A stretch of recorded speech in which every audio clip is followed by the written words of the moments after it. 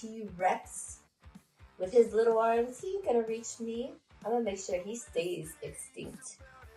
And oh, my sweet cousin Luna, she's gonna know how much havoc this Xena can wreak. Go Kukman, Wheezy, Pika, they're all gonna bow down to this demon queen. That crown is mine. The darkest night. Hello everyone, welcome to Bring the Heat. I'm your boy Pika, and this is why I'm gonna win. Because I'm the best there ever is, the best there ever was, and the best there ever will be. You got that? I heard there's a North American Squad League. Influencer Invitational, bring the heat. What better way for me to show the world my power? I accept this challenge. And I've also heard there's mighty streamers and influencers across the land of the dawn competing. Xena, Pikachu, been done had it, and so much more. You are not ready for the heat I am going to bring.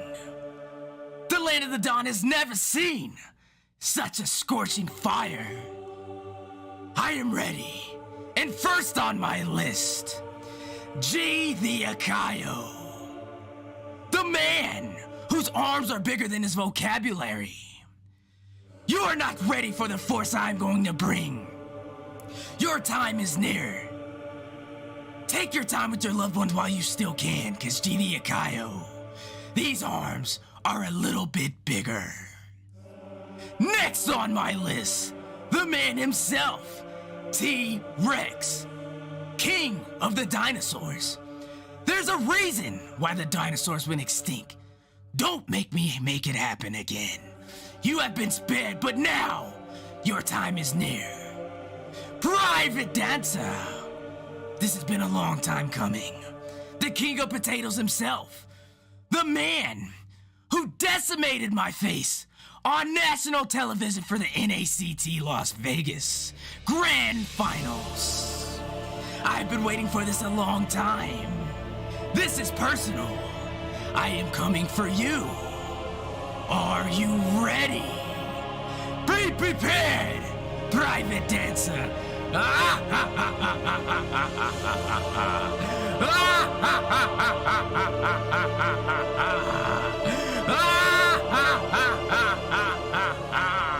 Babe? What are you doing?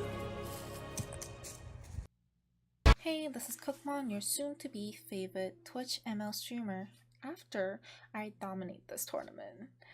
Guys, as one of the few female streamers participating on this tournament, I got to say, y'all boys are all going down. Yes, I said it. They're all going down. I'm going to have to teach them how to play this game properly, and I guess they'll just have to go through the pain and learn their lessons. Also, guys, please forget about those cute, soft uwu girls. They're so out of trends. I'm gonna turn that uwu into an ow ow, so y'all better watch out. And lastly, be ready, because I am going to bring that heat on and burn this competition into ashes. You know, there have been a lot of talks and questions about who's going to be winning this thing, about who's going to be coming out on top.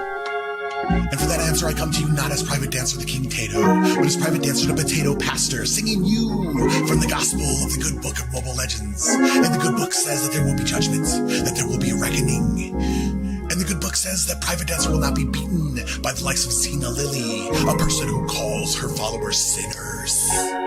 Or people like Trix and G the Echo, or Steph Wheezy. Steph Wheezy, a name like an upper respiratory infection, an infection of the soul, an infection of the spirit, an infection that I will snuff out with the glorious good light of the good book of Mobile Legends. I will be indeed bringing the heat of fire and brimstone. The heat that will sanitize us and cleanse us of the demons. Ah! Amen.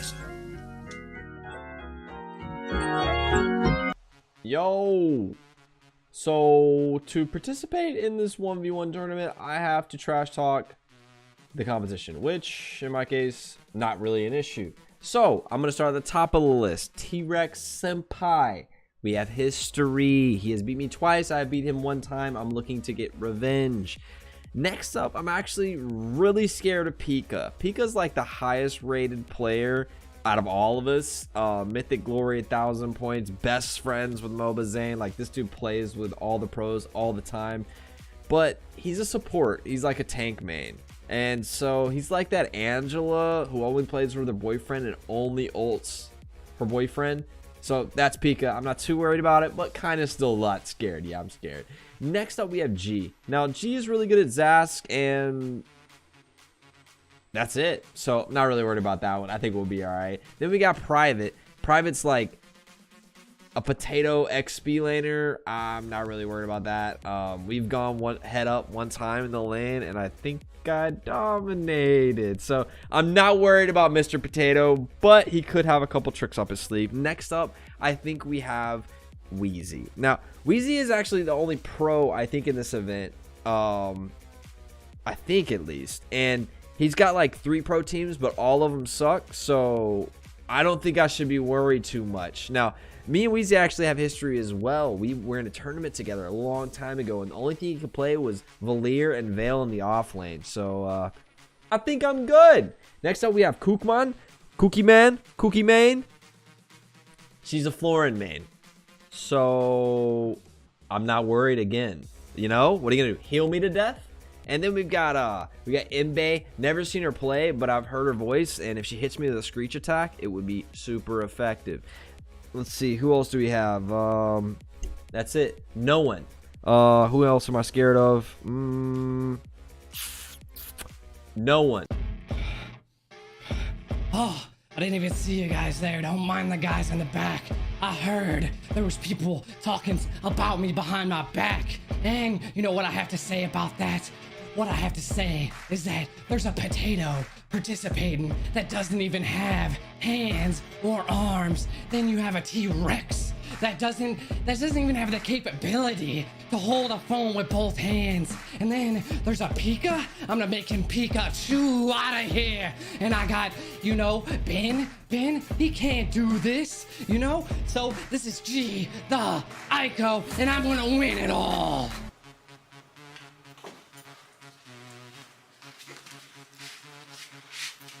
I am the champion of 1v1. And I am here to become the best of the upcoming 1 vs 1 tournament. And you're about to see it, because I was Gold Chicken's parent. But no, you know why? Because I taught him how to play. And you are about to see it. I am Avi, the best of the best.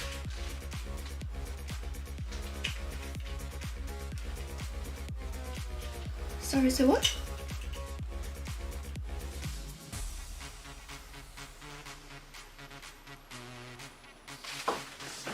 Hi, I am Imbe Place.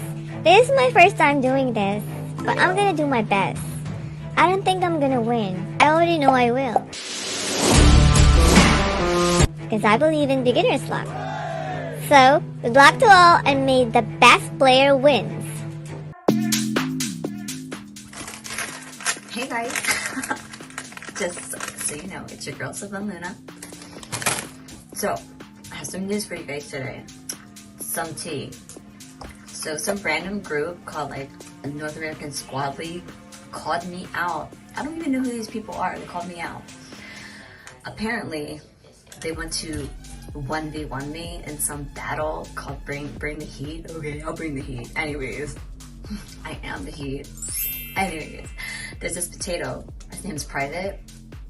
You think I'm gonna be scared of a potato? Like, look at me. I eat potatoes for breakfast. Like, let me just like, pour some salt on that, you know? I eat potatoes like you for breakfast. I will mash you up, bake you. I'm a chef. They call me Chef Luna for a reason. Anywho, who else? There's a Dinosaur?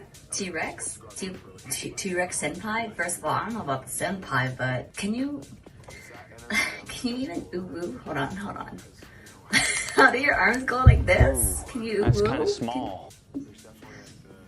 Oh, that sounds like a little struggle there, you know? And then there is my loving cousin. Girl, I love you. But, you know, there's only spotlight for one of us. Xena. I'ma have to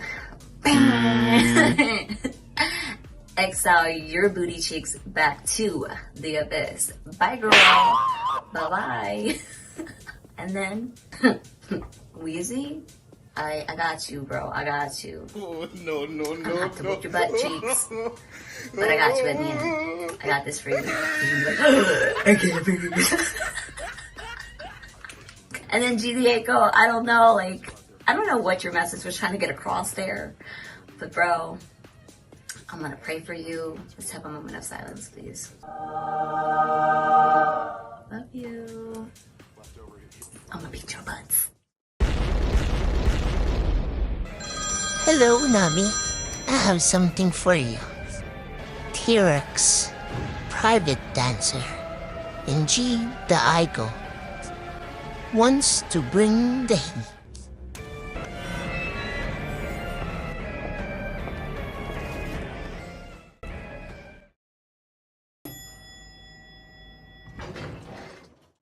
Did anyone call for this chick? I don't know. Oh, well, with all due respect, what I heard is that there's a traitorous scumbag staying here. It's an ambush! Some broad just... Excuse me. Terribly sorry for the interruption. But tell me, may I have the honor of taking your life this evening?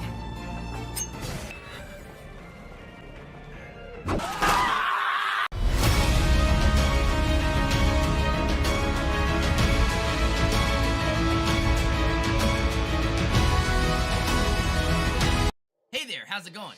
Hi, I'm Imbe. Hi there, my name is Ivy. Hi, my name is Xena Lily. Hi there, my name is Private Dancer. Hi there, my name is Kukman. Hey y'all, I'm Sivan Luna. Hi there, my name's Hadid.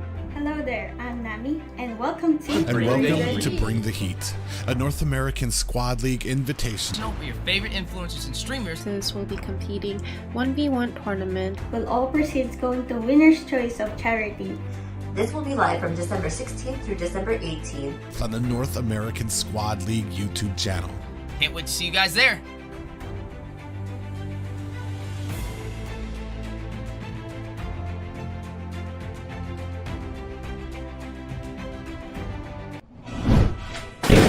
Listen here, chumps, and listen good.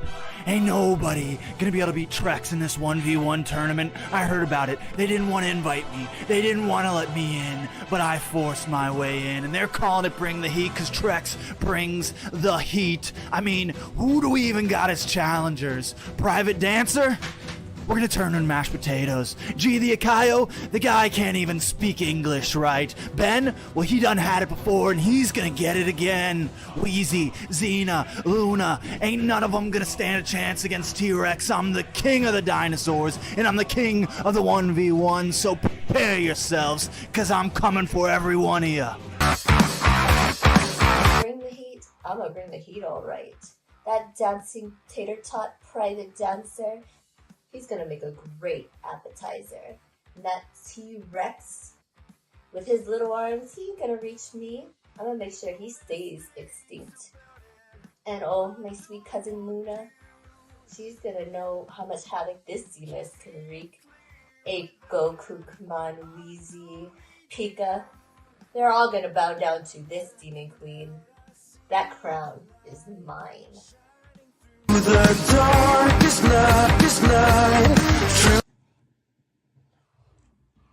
Hello everyone, welcome to Bring the Heat. I'm your boy Pika, and this is why I'm going to win. Because I'm the best there ever is, the best there ever was, and the best there ever will be.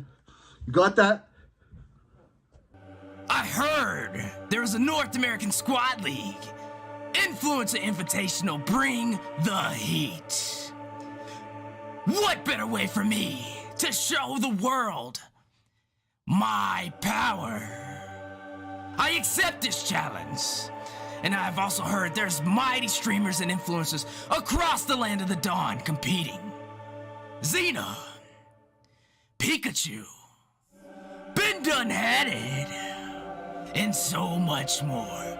You are not ready for the heat I am going to bring.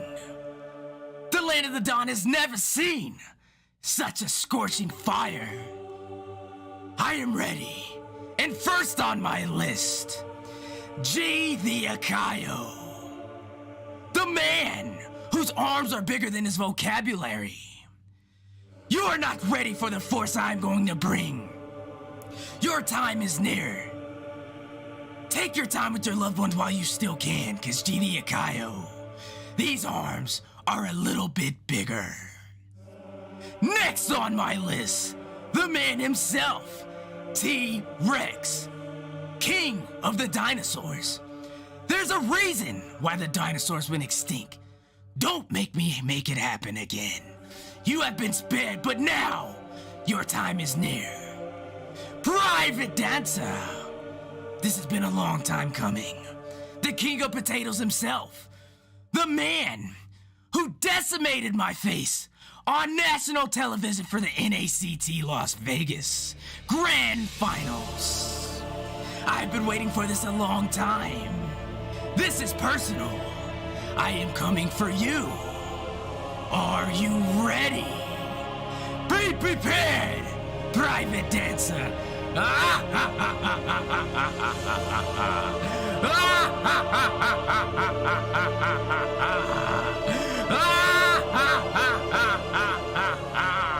Babe? What are you doing? Hey, this is Kukman, your soon-to-be favorite Twitch ML streamer, after I dominate this tournament. Guys, as one of the few female streamers participating on this tournament, I got to say, y'all boys are all going down. Yes, I said it. They're all going down. I'm going to have to teach them how to play this game properly, and I guess they'll just have to go through the pain and learn their lessons. Also, guys, please forget about those cute, soft uwu girls. They're so out of trends. I'm gonna turn that uwu into an ow ow, so y'all better watch out. And lastly, be ready, because I am going to bring that heat on and burn this competition into ashes. You know, there have been a lot of talks and questions about who's going to be winning this thing, about who's going to be coming out on top. And for that answer, I come to you not as Private Dancer the King Tato, but as Private Dancer the Potato Pastor, singing you from the gospel of the good book of Mobile Legends. And the good book says that there will be judgment, that there will be a reckoning. And the good book says that Private Dancer will not be beaten by the likes of Xena Lily, a person who calls her followers sinners. Or people like Trix and G the Echo, or Steph Wheezy. Steph Wheezy, a name like an upper respiratory infection, an infection of the soul, an infection of the spirit, an infection that I will snuff out with the glorious good light of the good book of Mobile Legends. I will be indeed bringing the heat of fire and brimstone. The heat that will sanitize us and cleanse us of the demons. Ah! Amen. Yo! So, to participate in this 1v1 tournament, I have to trash talk the competition, which, in my case, not really an issue. So, I'm going to start at the top of the list. T-Rex Senpai. We have history. He has beat me twice. I beat him one time. I'm looking to get revenge. Next up, I'm actually really scared of Pika. Pika's like the highest rated player out of all of us. Mythic Glory, 1,000 points. Best friends with Mobazane. Like, this dude plays with all the pros all the time. But he's a support. He's like a tank main. And so he's like that Angela who only plays with her boyfriend and only ults her boyfriend. So that's Pika. I'm not too worried about it, but kind of still a lot scared. Yeah, I'm scared. Next up, we have G. Now, G is really good at Zask, and that's it. So, not really worried about that one. I think we'll be all right. Then we got Private. Private's like A potato XP laner, I'm not really worried about that. We've gone one head up one time in the lane, and I think I dominated. So I'm not worried about Mr. Potato, but he could have a couple tricks up his sleeve. Next up, I think we have Wheezy. Now, Wheezy is actually the only pro, I think, in this event. I think, at least. And he's got like 3 pro teams, but all of them suck. So I don't think I should be worried too much. Now, me and Wheezy actually have history as well. We were in a tournament together a long time ago, and the only thing he could play was Valir and Vale in the off lane. So I think I'm good. Next up, we have Kukman. Cookie Main. She's a Florin main. So I'm not worried again. You know, what are you gonna do? Heal me to death? And then we got Imbe. Never seen her play, but I've heard her voice, and if she hits me with a screech attack, it would be super effective. Let's see, who else do we have? That's it. No one. Who else am I scared of? No one. Oh, I didn't even see you guys there. Don't mind the guys in the back. I heard there was people talking about me behind my back. And you know what I have to say about that? What I have to say is that there's a potato participating that doesn't even have hands or arms. Then you have a T-Rex that doesn't even have the capability to hold a phone with both hands. And then there's a Pika. I'm gonna make him Pikachu out of here. And I got, you know, Ben, he can't do this, you know? So this is G, the Ico, and I'm gonna win it all.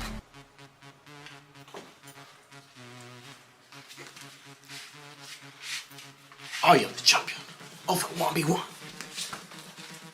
And I am here to become the best of the upcoming 1 vs 1 tournament. And you're about to see it, because I was Gold Chicken's parents. But no, you know why? Because I taught him how to play. And you are about to see, I am Avi, the best of the best.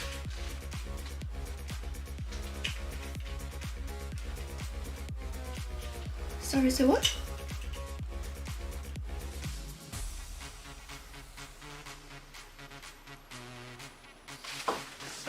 Hi, I am Imbe Plays.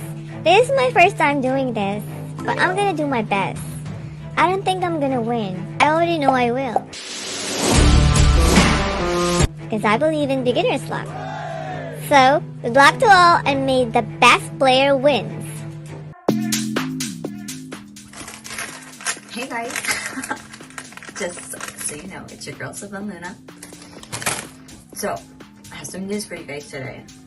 Some tea.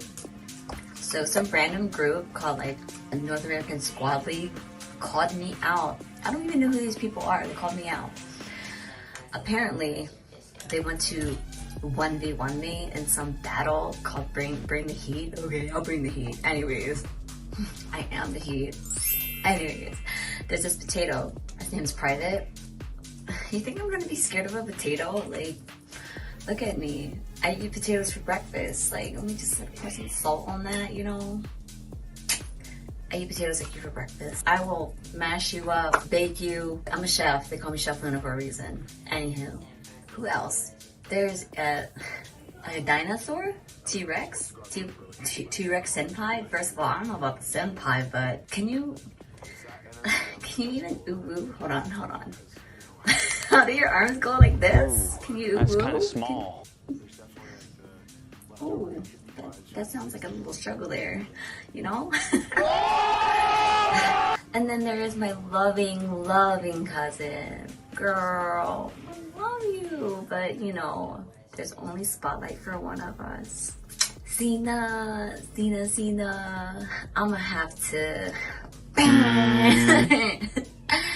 exile your booty cheeks back to the abyss. Bye, girl.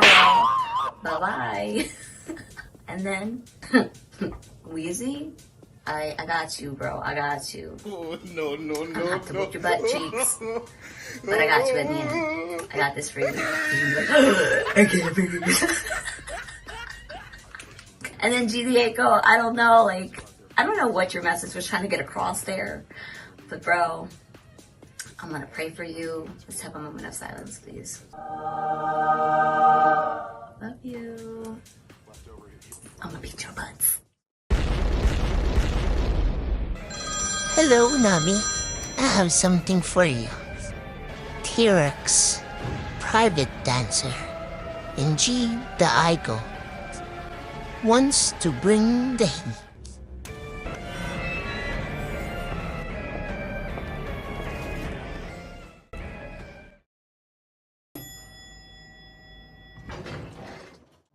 Did anyone call for this chick? I don't know. Oh, well, with all due respect, what I heard is that there's a traitorous scumbag staying here. It's an ambush! Some broad just... Excuse me. Terribly sorry for the interruption. But tell me, may I have the honor of taking your life this evening?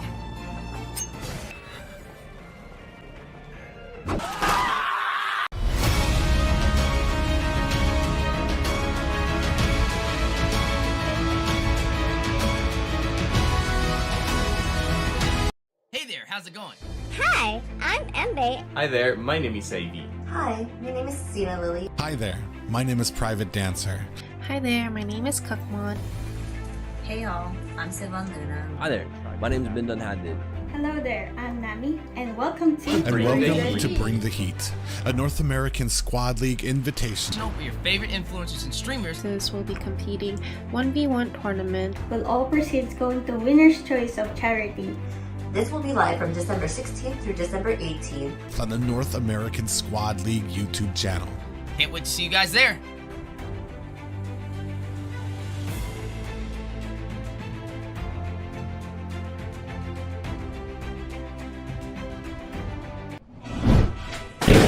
Listen here, chumps, and listen good.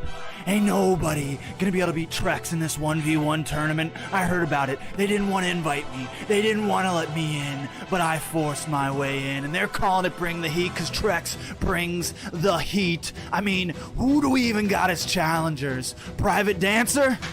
We're gonna turn on mashed potatoes. G the Akayo, the guy can't even speak English, right? Ben, well, he done had it before and he's gonna get it again.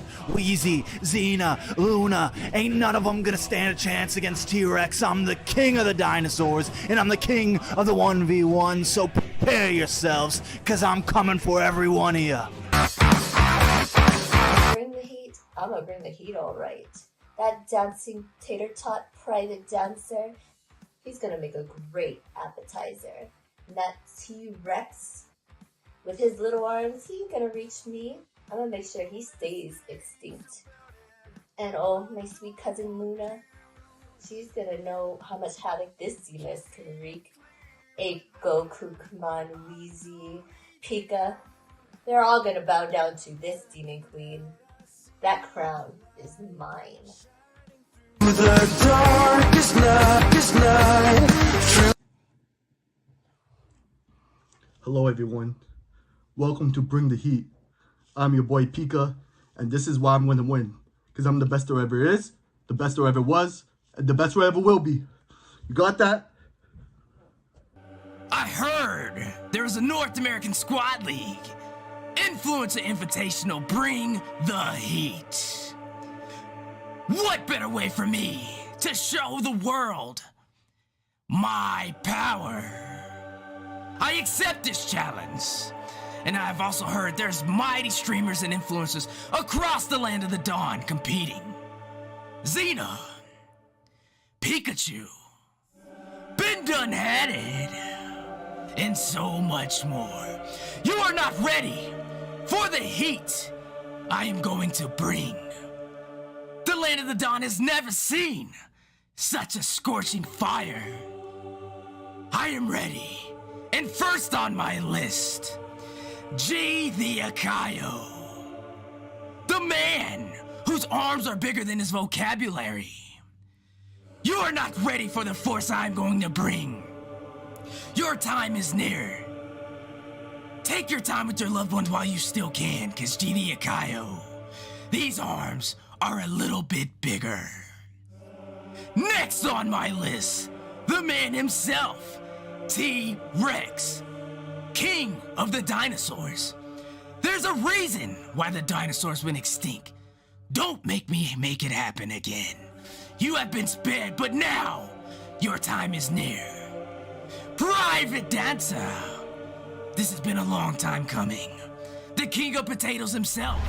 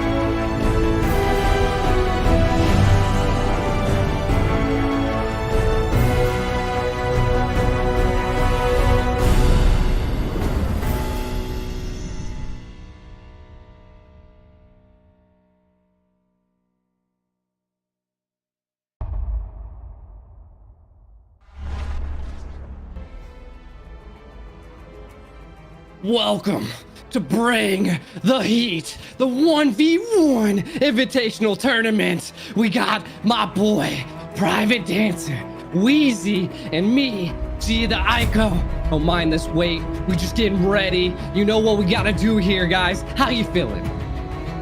I'm feeling pretty good about this event right now. I mean, I may or may not have myself an easy match coming up here, but I know the rest of the competitors here are gearing up, including the other person on the casting desk here, Wheezy. I'm definitely winding up as well. Man, yesterday was insane, right? A lot of good competition, a lot of good matches. I didn't get to win mine though, so today I'm gonna bring that competition a little bit hotter as we are progressing through the Bring the Heat 1v1 Influencer Invitation. Yes, as well, progressing through this, something that's going to be going on. We're going to have a 1v1 happening here soon. Who it's going to be is going to be Pika versus Kukman. So it's going to be pretty amazing. We've already seen Kukman bring out some insane heroes, so let's see what they can pull through this time. Also, if you guys are tuning in right now, you can probably see it right on the bottom. It's somewhere on the YouTube screen. We are doing a charity event for specifically the channel. You can donate to that as a community, but again, all of us as content creators have donated $100. I think we're already over around $1,200. Whoever wins the tournament out of our content creators do get to pick their choice of a charity to donate to. But if you guys are tuning in and watching, definitely make sure, if you want, I mean, it's not required, but definitely take care of the kids for Christmas. It's somewhere on the YouTube. Definitely, it's probably huge. I've seen it myself already. Big shout out to the people that have already donated. So it's crazy, man. I love it. How you feeling, Private? I'm feeling pretty good out of it. If you guys don't know, like I said, it's going to be $1,200 on the line. 12 streamers here clashing. Unfortunately, some of us may be going home tonight. But it's not going to be empty-handed because there are also 50,000 diamonds prize pool for this event here tonight. Also, it's not just about us, it's also about you guys too. If you enter exclamation point BTH 2022, you will be entered for a chance to win one hashtag. I'm being told by production I said that incorrectly. It is hashtag BTH 2022. You need to make sure you enter that whole thing, and you will be entered for a chance to win one of 6 skins for a giveaway. So that will be named tomorrow night. We will have those names for you as well. But yeah, so it's just an all-around Christmas and holiday spirit. In case you don't celebrate Christmas, we are on the eve of it, the weekend before. I know a lot of people are on break, a lot of people are after finals, and who better to chill with than us lovely hosts here for the NASL, right, Wheezy? That's right, bringing some holiday spirit. Super excited to see everything brought up today. You know, definitely do those hashtags, get those surprise skins, 6 of them. See if you guys can kind of guess what they are in the chat as that holiday spirit is gonna go ahead and shine on you guys. Shining, you guys Christmas. Those of you want to donate, everything's appreciated no matter what the amount. Also, just appreciate everybody being here, kind of spending their holidays with the North American squadron. But without further ado, we're going to be looking at some of these verse videos.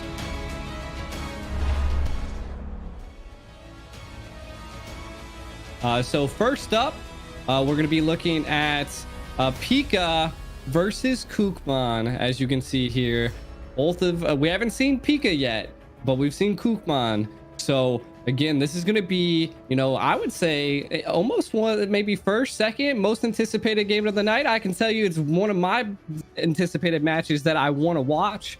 So we'll see how it goes here.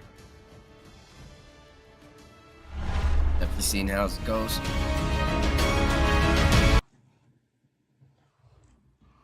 Hello everyone, welcome to Bring the Heat. I'm your boy Pika, and this is why I'm going to win. Because I'm the best there ever is, the best there ever was, and the best there ever will be. You got that?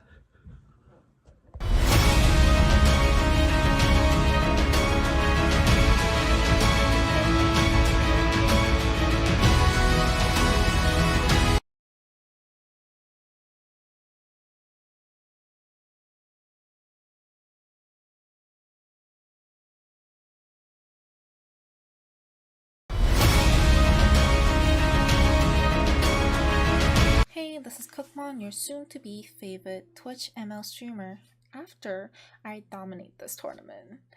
Guys, as one of the few female streamers participating on this tournament, I got to say, y'all boys are all going down. Yes, I said it. They're all going down. I'm going to have to teach them how to play this game properly, and I guess they'll just have to go through the pain and learn their lessons. Also, guys, please forget about those cute, soft uwu girls. They're so out of trends. I'm gonna turn that uwu into an ow ow, so y'all better watch out. And lastly, be ready, because I am going to bring that heat on and burn this competition into ashes.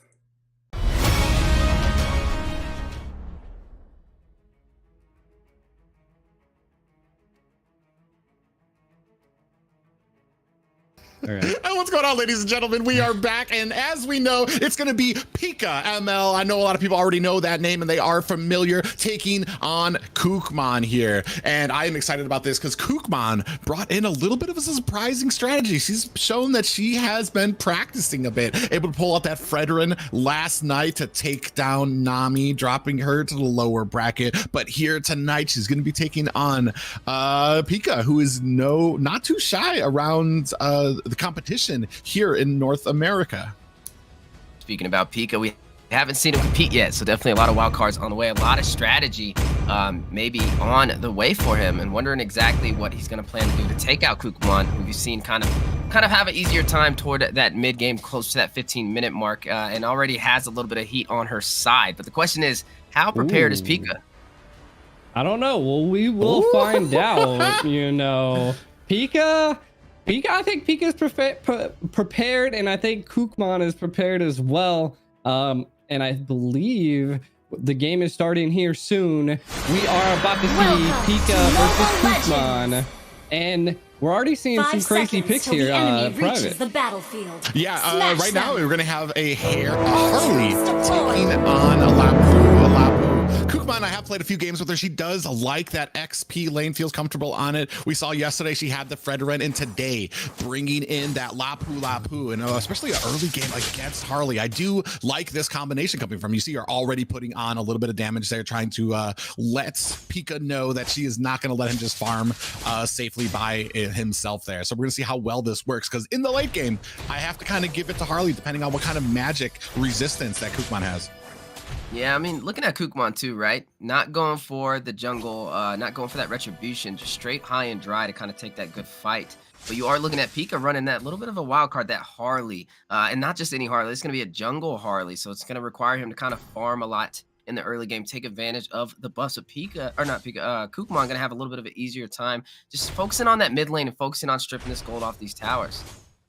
Yeah, and you know, you gotta chat. You guys can definitely see something here. Pika, he has a football helmet on. He's looking ready. And to be honest, I don't know how is he even seeing his phone. Yeah, interesting indeed here. And both of them kind of taken different approaches here. While Pika's running through the jungle, he's going to be able to get those levels. Kukman is trying to get the gold lead here. Going to try to get those items faster than Pika, and hopefully be able to kind of push into these towers. Oh! Wait a minute, deadly magic. Pika able to get the kill! First blood, 1 minute, 44 seconds in! Wow. You know, I was actually thinking about, you know, I was doing a little bit of pre-game myself, you know, and I was thinking, I was like, Harley would actually be devastating here, because he is one of the, you know, the mage assassins that actually like scale on solo kills and picking people off like that. So we're seeing this here. But do you guys think Kukman's going to come back in the mid game? Oh my god! Oh, she tried. We do have the bravest fighter, and the bravest fighter came out, but not enough to deal with that magic damage coming from Harley, unfortunately. And it looks like Kukman didn't build boots, and I probably would have kind of varied away from that, taken at least some magic defense there to kind of hold off, especially this early game. Because as you start getting into the late, we saw it yesterday, where all you need is glowing wand and genius wand, and you're basically cutting through. You're cutting through all of the defensive items that are a possibility for you during these games. We're also seeing Pika over there with the arcane boots to kind of top it off for that early pin, especially with no magic defense. It's going to be very hard to go into. And then the thing is, when he hits you with that deadly magic, right? It's how do you escape that? You have to try and have some mobility to get away from doing additional magic damage. And if he can close that distance, which he's been doing so far in only 3 minutes, it's going to give Kukman a really hard time to even be able to build up that defensive items for the magic. But wait a minute. Ooh! Oh no! She misses, whiffs the stun, and Harley able to get away. But man, so now she does have a little bit of breathing room. Harley is pretty low. He's going to go continuing on with the farm, while Kukman's going to go ahead and deal with some of these minions here. And just as you were saying that, as soon as he came out with that deadly magic, Kukman tried to adjust her position on the map. So she's not going to go down without a fight. The 2 kills over to the side of Pika, but still got 1 more to go here, and she's not going to give that up easily. Yeah, it's definitely a big game. I mean, look at Pika 2-0 right now. Just definitely wearing that helmet might be a little too tight with the way he's playing right now, but impressive indeed. Kukman definitely needing to find some answers if she wants to stay in. Like we said, sudden death's 15 minutes, but 4 minutes in with 2 kills. That's hard to kind of catch up already with the advantage that Pika's already built. I'm telling you, he put that helmet on, and now he's headstrong. Like he's going in no matter what, and I feel like that's what Harley excels at. And it was just a well play here, but can he make it out? Oh! She got it! She took him down. That is a 1-2 game right now. It looks like Pika might have overestimated his position there. Came in with the deadly magic, but Kukman reacting quickly to get behind him to deny a lot of that damage that is needed to finish off the deadly magic. And now she has minions pushing into the tower. Not only that, but we did see Kukman pick up that Athena shield now, which will give her a little bit of that magic defense, you know, she kind of needed against Pika. So Pika needing to play a little bit safer as as you've seen right there, a little bit of an answer back from Kukman, a little bit of a plan, and that's what we like to see, right? Even under pressure, you know, making diamonds out of it and able to win in that situation. I was actually, you know, surprised. I mean, you know, Private was talking about how she didn't pick up any boots, and now she could pick up some boots and have a lot of magical protection. Going in on Pika once again. He's got nowhere to go.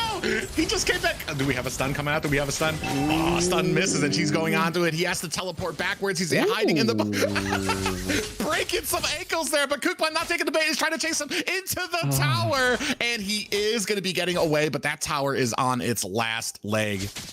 Well, I don't know. I think Pika's going to try going for the kill. I think he might have the deadly magic and maybe rushing in because he did not recall, but Kukman is going to go ahead and take one tower down. Pika's still not recalling, though, and I'm wondering if, okay, now you do see Kukman kind of playing a little bit safer, so I don't know. I don't know, fellas. This might be a turnaround.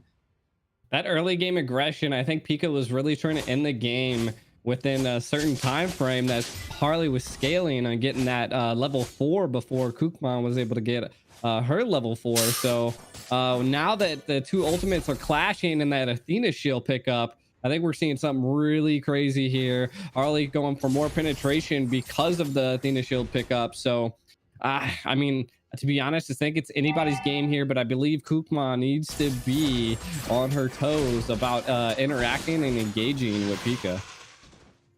Yeah, especially with that, with picking up the glaive right now. Divine Glaive's going to give him a bonus to his penetration for every point of magic defense that Kukman has. So it's going to be very worrisome. You're going to have to be very careful with how you position yourself because you don't. It's basically not having anything on at all. So she's going to have to reposition herself very early as these deadly magics come out here. But if anybody can do it, the Cookie Monster can.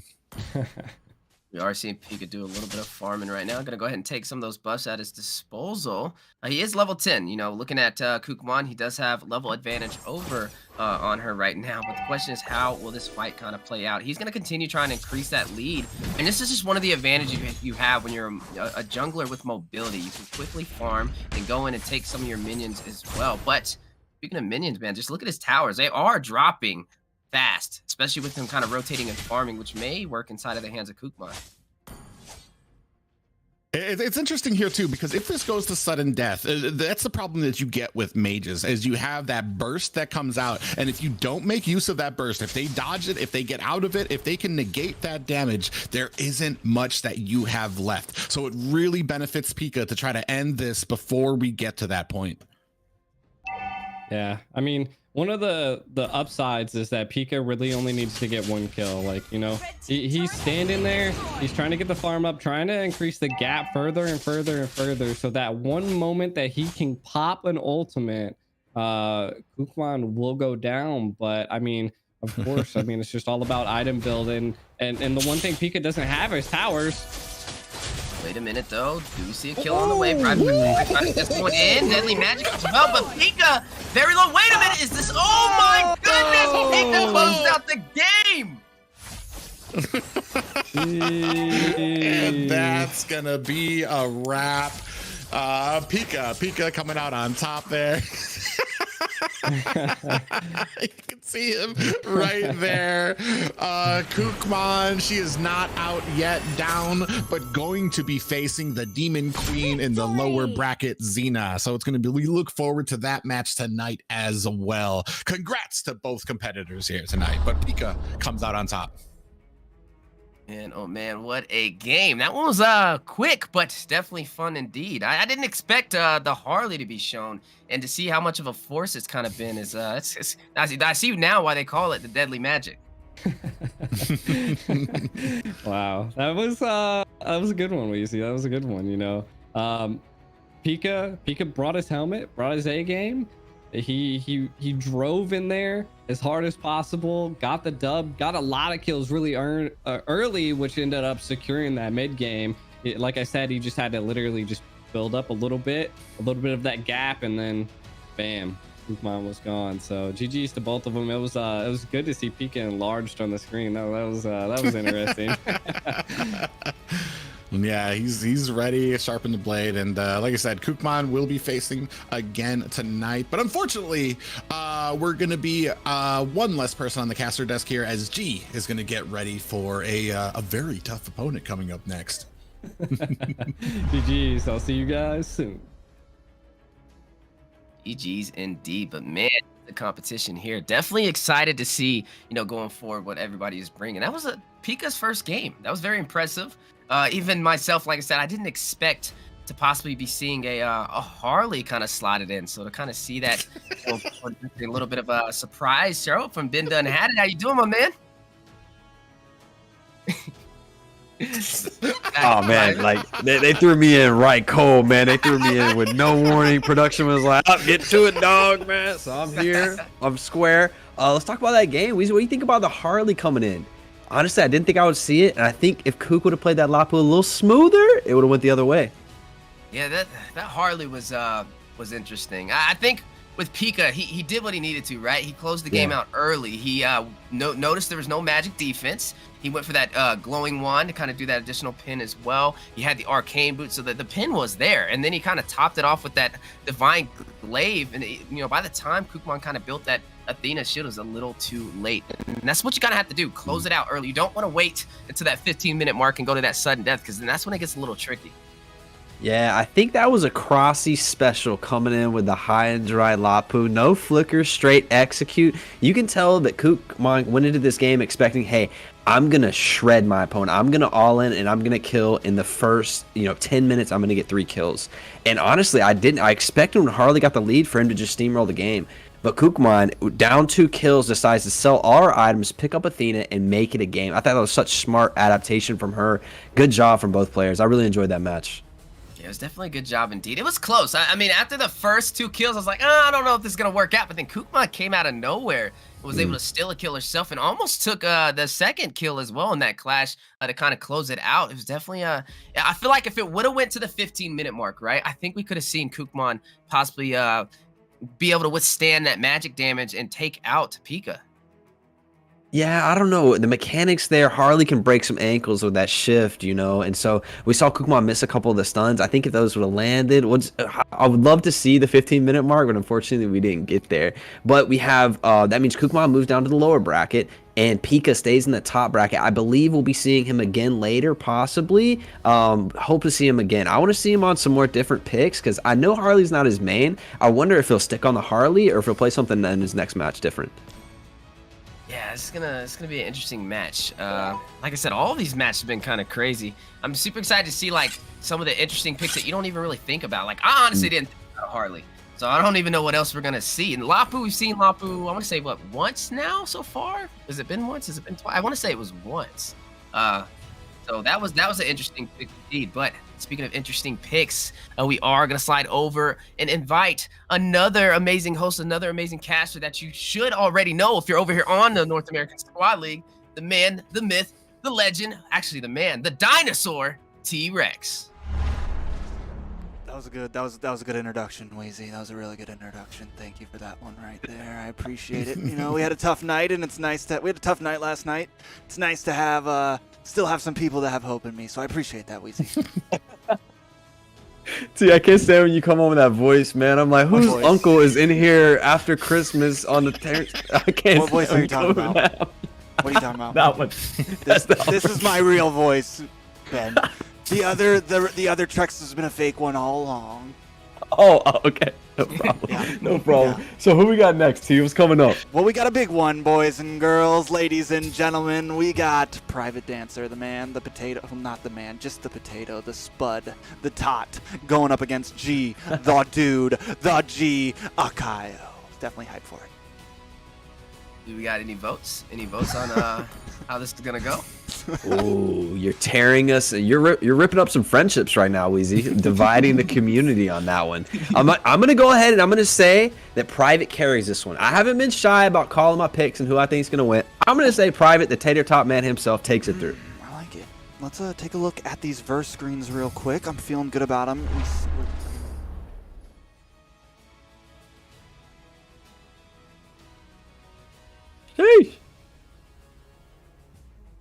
Ooh, 3-0. Predicting a little bit of a sweep. That's a bold statement. Hopefully G's been lifting them weights. Maybe he can with those amount of weights, I'm assuming he can carry a potato. But you know, this match will definitely let us know. Well, let's see. I don't know if G's lifted too much weights. His fingers might be like clawed up and he can't like actually hit the buttons like he should. I don't know. Maybe he should have done some finger lifts, you know, some little finger crunches. But I think I don't know, man. I think Private's got this one in the bag. Ooh, Private's got it in the bag. Well, speaking about in the bag, let's take a look at both of these influencers.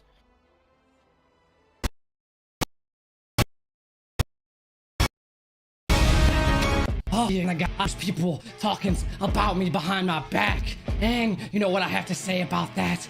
What I have to say is that there's a potato participating that doesn't even have hands or arms. Then you have a T-Rex that doesn't even have the capability to hold a phone with both hands. And then there's a Pika. I'm gonna make him Pikachu out of here. And I got, you know, Ben, he can't do this, you know? So this is G, the Ico, and I'm gonna win it all.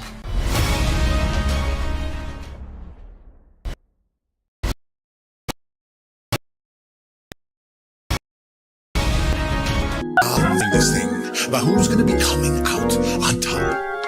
And for that answer, I come to you not as Private Dancer the King Tato, but as Private Dancer the Potato Pastor, singing you from the gospel of the good book of Mobile Legends. And the good book says that there will be judgment, that there will be a reckoning.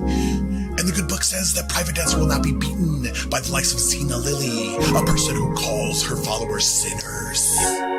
Or people like Trix and G Diego, or Steph Wheezy, a name like an upper respiratory infection, an infection of the soul, an infection of the spirit, an infection that I will snuff out with the glorious good light of the good book of Mobile Legends. I will be indeed bringing the heat of fire and brimstone.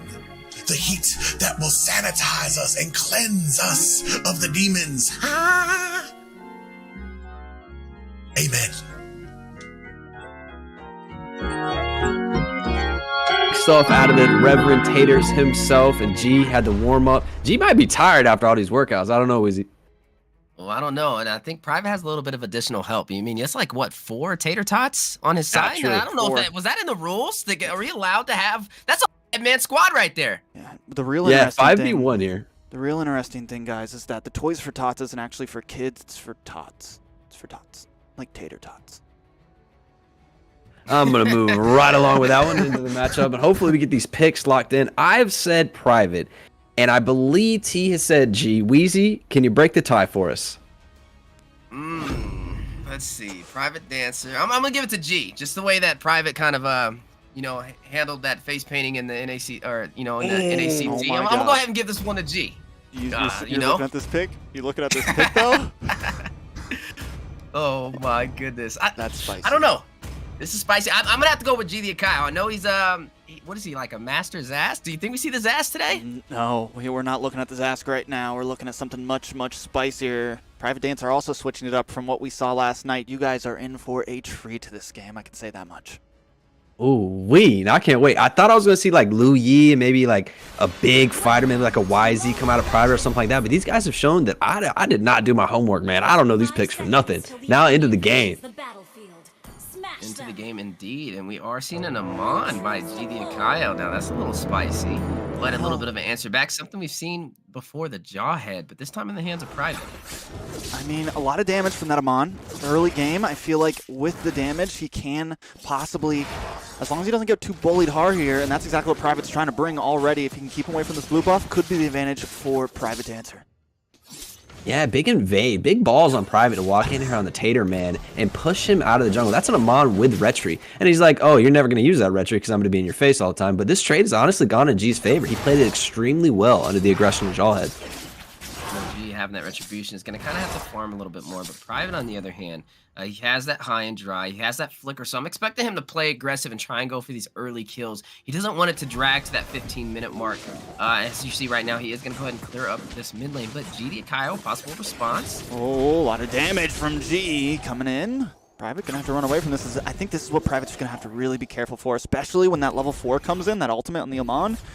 There's a kill section that Private Dancer needs to not let himself be close at. Like where his health's at right now, if it's sitting there later on, Amon could one-shot him until he gets that Athena shield in. Yeah, we'll see. A lot of people don't know because you can dodge that ultimate from Amon. So let's see how Private uses his ultimate engage and that kind of movement to get out maybe of the Amon ultimate. And maybe he dodges all that damage for the full end. But this high and dry Jawhead, this early game is going to be huge for him. Yeah, you are seeing him. He's already level 3, right? Looking at Private. Oh, the Private just hit level 3 as well. So not too far behind, but definitely either Kyle trying to get the most out of that farm. But wait a minute, Private Dancer on the chase! It's making me get nervous, boys, the way he's moving around like that. But Private Dancer decides not to use the toss.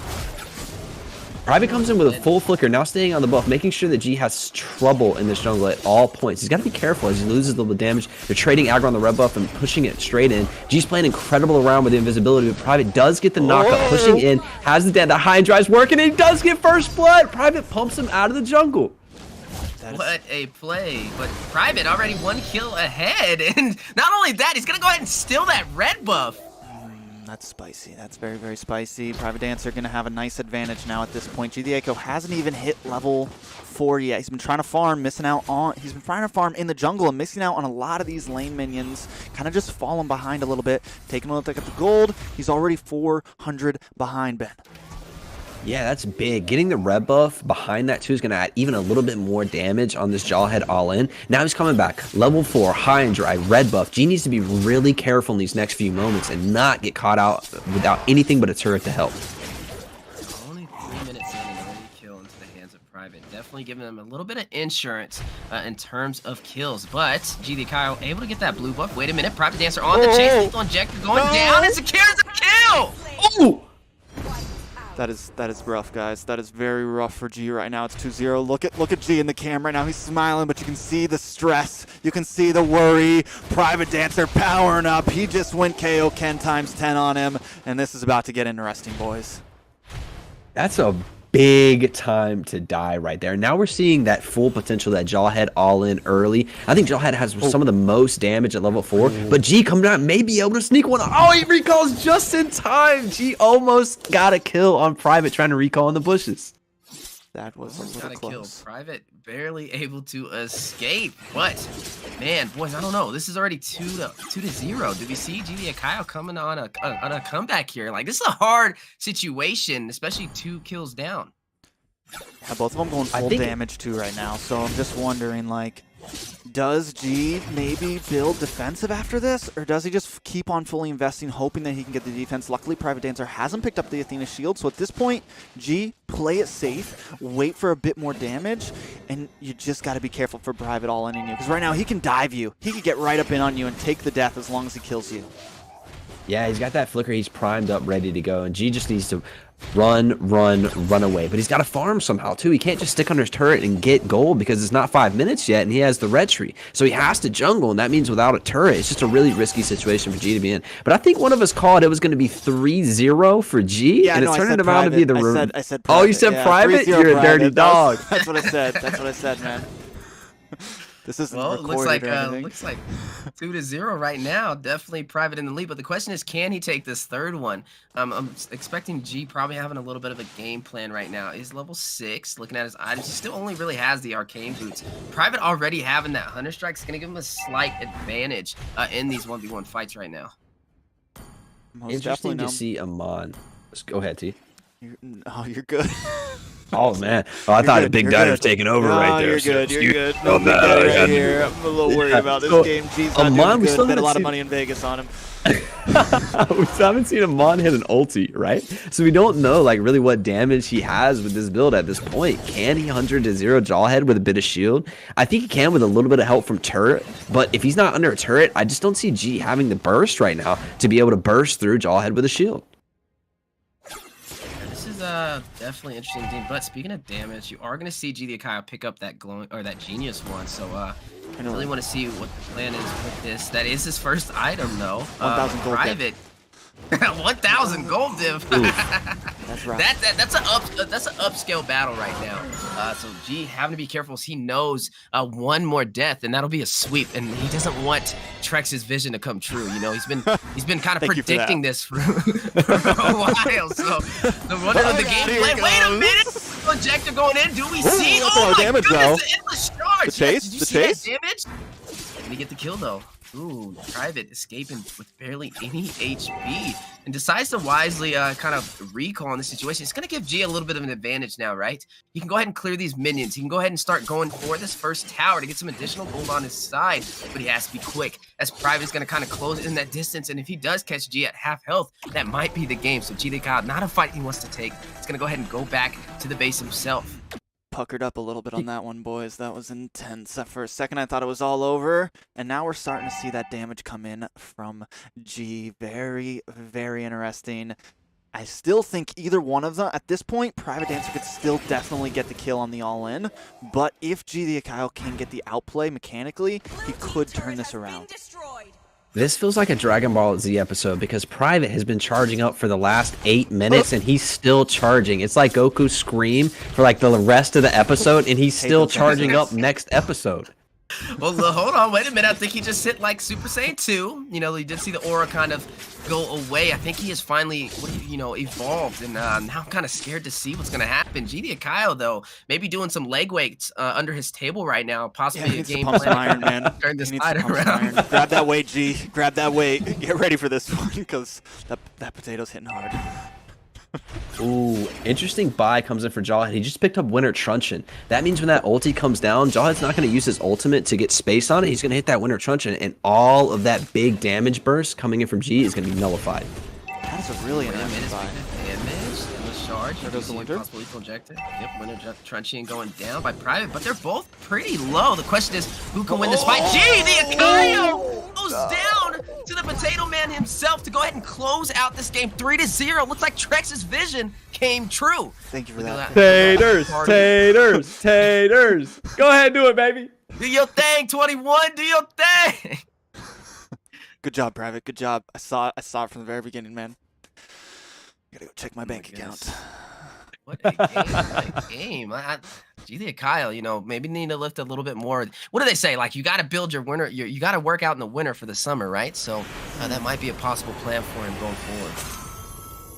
G is smiling, but he's crying inside. Truly, that one feels bad. You walk in after they're winning Truncheon like, yeah, I'm about to burst him right back, and he just turns around with that skill one on and lights you up. Ooh, that hurts. Yeah, we were all questioning. I'm gonna be honest. I'm like, Winter Truncheon spicy. Is it gonna work? And then he immediately shoved that Winter Truncheon down G's throat, and that was rough. Good game by Private. Good game by Private. G, kind of a whiff, but you'll be down in the lower bracket with me, boy. Not just so you. Wait, who do we have in that lower?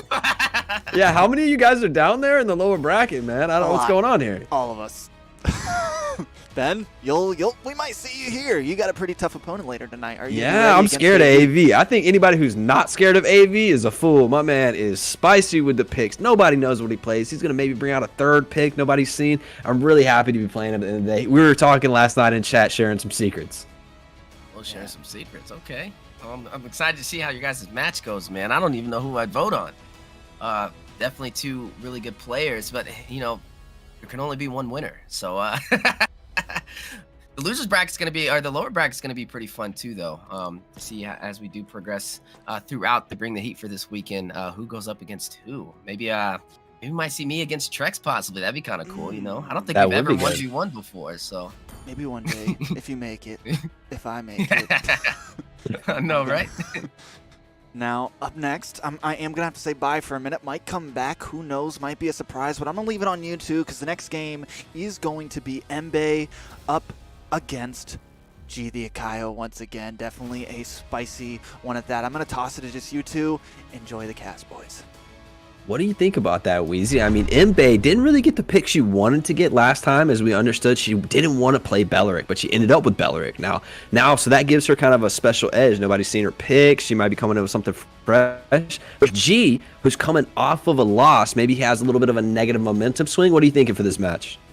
Well, I mean, like you said, we've seen the Belleric, not really a purposeful pick, so we can't really gauge that one, right? So it's kind of like the situation with Pika.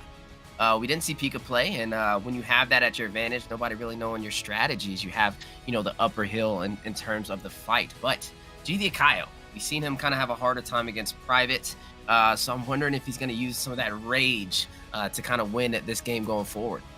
Yeah, do you think that G will play the Amon again, seeing how that game he was just kind of like out DPS early? I don't know, because he played the Amon, right? But really all Private had to do was just kind of be aggressive from the get-go and delay his buffs, and that was able to lock in 2 kills.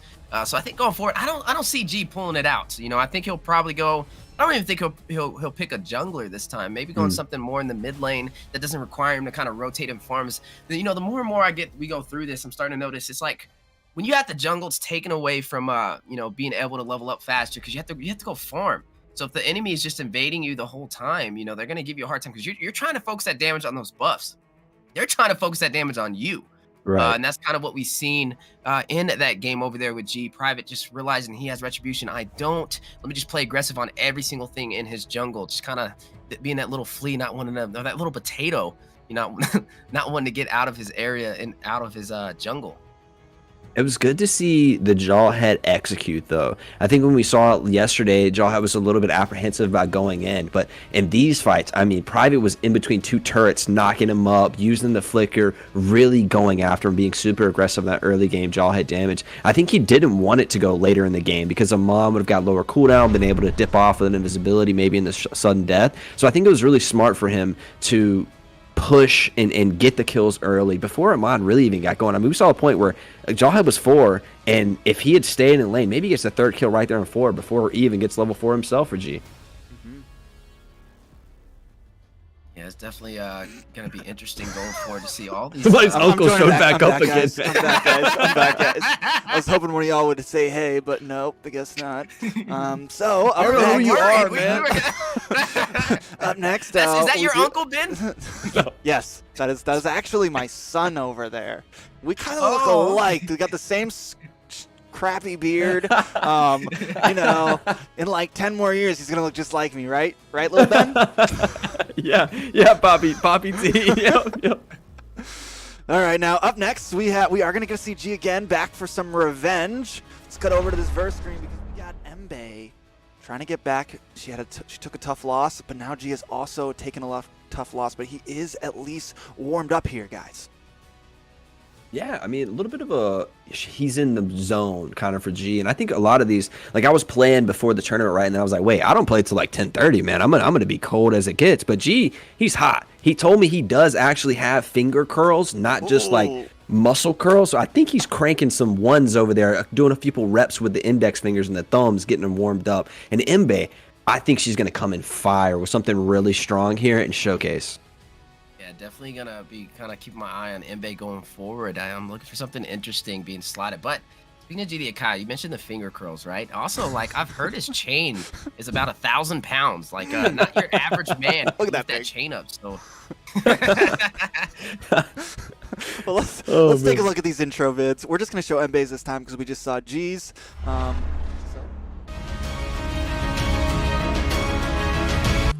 I am Imbe Plays. This is my first time doing this, but I'm gonna do my best.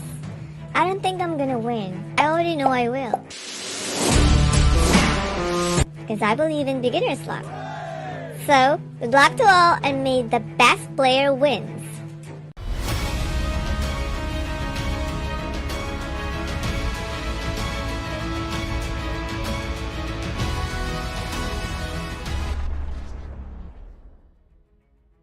Woo! Fire from Imbe, ready to go, warmed up, no question on what she's here to do today, boys. So what do you think we're going to see from these guys here? What do you think we're going to see? Imbe, is she going to pick something different than last night? What did she use last night? She had Beleric, so. Oh yeah. But that was by accident, so I don't think that's gonna was. happen again. But I mean, Beleric is in the tank area, so maybe we're seeing something a little bit beefier, possibly. GD Kaio, I feel like it's a wild card. I didn't even expect the Amon, honestly. So I think he has a lot of heroes at his disposal to kind of choose from. But like I said, I don't think he's gonna lock something in the jungle. I think it's gonna be more of a possible fighter that can take that fight in the mid lane and not be harassed over there on those buffs. I want to see the Zask.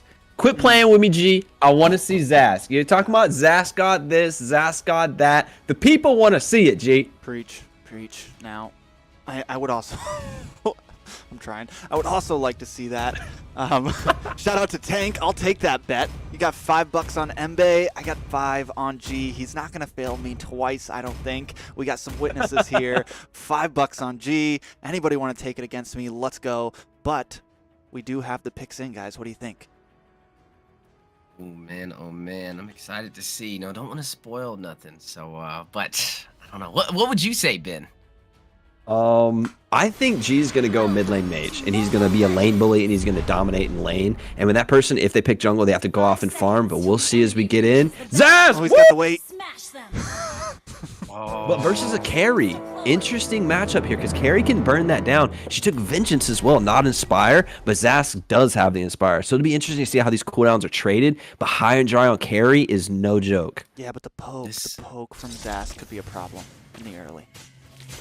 Now, this isn't any Zask, right? This is G the Akayo Zask, and definitely one of his favorite heroes. So Imbe gonna have to be a little careful going up against his comfort pick, and sometimes comfort picks can kind of make the difference, especially in a 1v1 fight. But like you said, we are seeing a battle between a mage and a marksman. Fun fact, I actually heard that G has a Zask pillow in his house. He has like a big Zask pillow on his bed that he sleeps next to every night. Just a fun fact.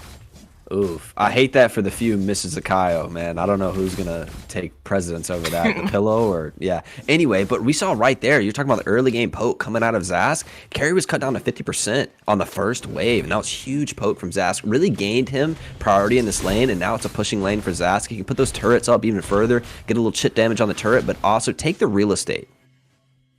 Definitely taking the real estate. G having a little bit of an easier time right now. Both of them getting closer and closer to that level 4. So, I don't know. I feel like so far it's going to be a battle of range, but G the Akayo having a little bit more at his disposal to work with.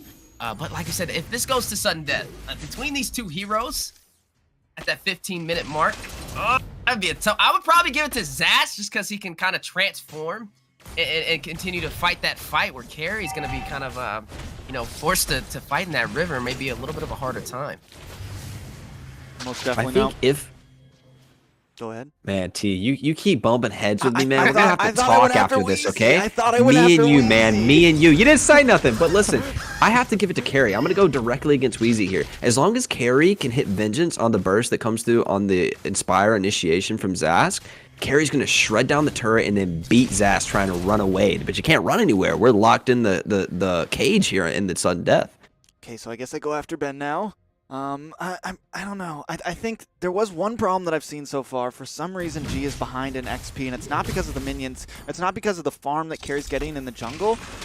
G already missed a few minions in the very early game, so he needs to kind of catch up a bit because that half level can start to make a difference. He needs to find a way to get back to the even playing field. He is up on gold, though, which is a huge plus. But personally, I think when it comes down to this 1v1, this is going to be a very hard game for Imbe. And Imbe, if you die to that red buff, that counts as a kill for G. You know, a funny fact over there about that Zask, right? Have you ever seen like a Zask and a Yin go against each other and then Yin grab him into that, you know, into his zone, his domain? No. And then when Zask pops that ultimate, like it takes up the whole domain in that ult. Like it's not even Yin's ult at that point, it's Zask's ult. I like it.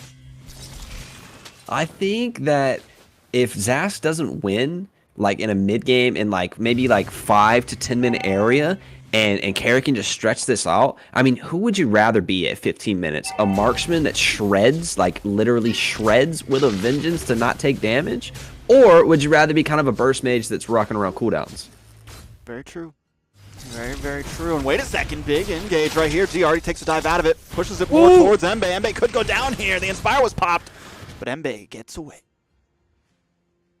Able to escape, but G the Akayo kind of handling business over there with the damage and the range. Looking really good for him. I know you kind of mentioned before he missed a couple of those minions, but now able to catch up a little bit. He is going to go for that Lethal Wonder to work on his side. But we are 4 minutes in, no kills, and like we said, 15-minute mark. That is going to be that late game, that battle of instant fight in the river for that sudden death. And the question is, who will prevail? Looking at like a little bit of damage from Imbe, does have that vengeance, does have that high and dry to work in her favor as well. So it's gonna be interesting. I think GD Kyle, in order for him to win these close fights, he has to kind of bait out that vengeance, especially if they do fight sudden death. If that vengeance is not on her side, it'll be an easier time for him.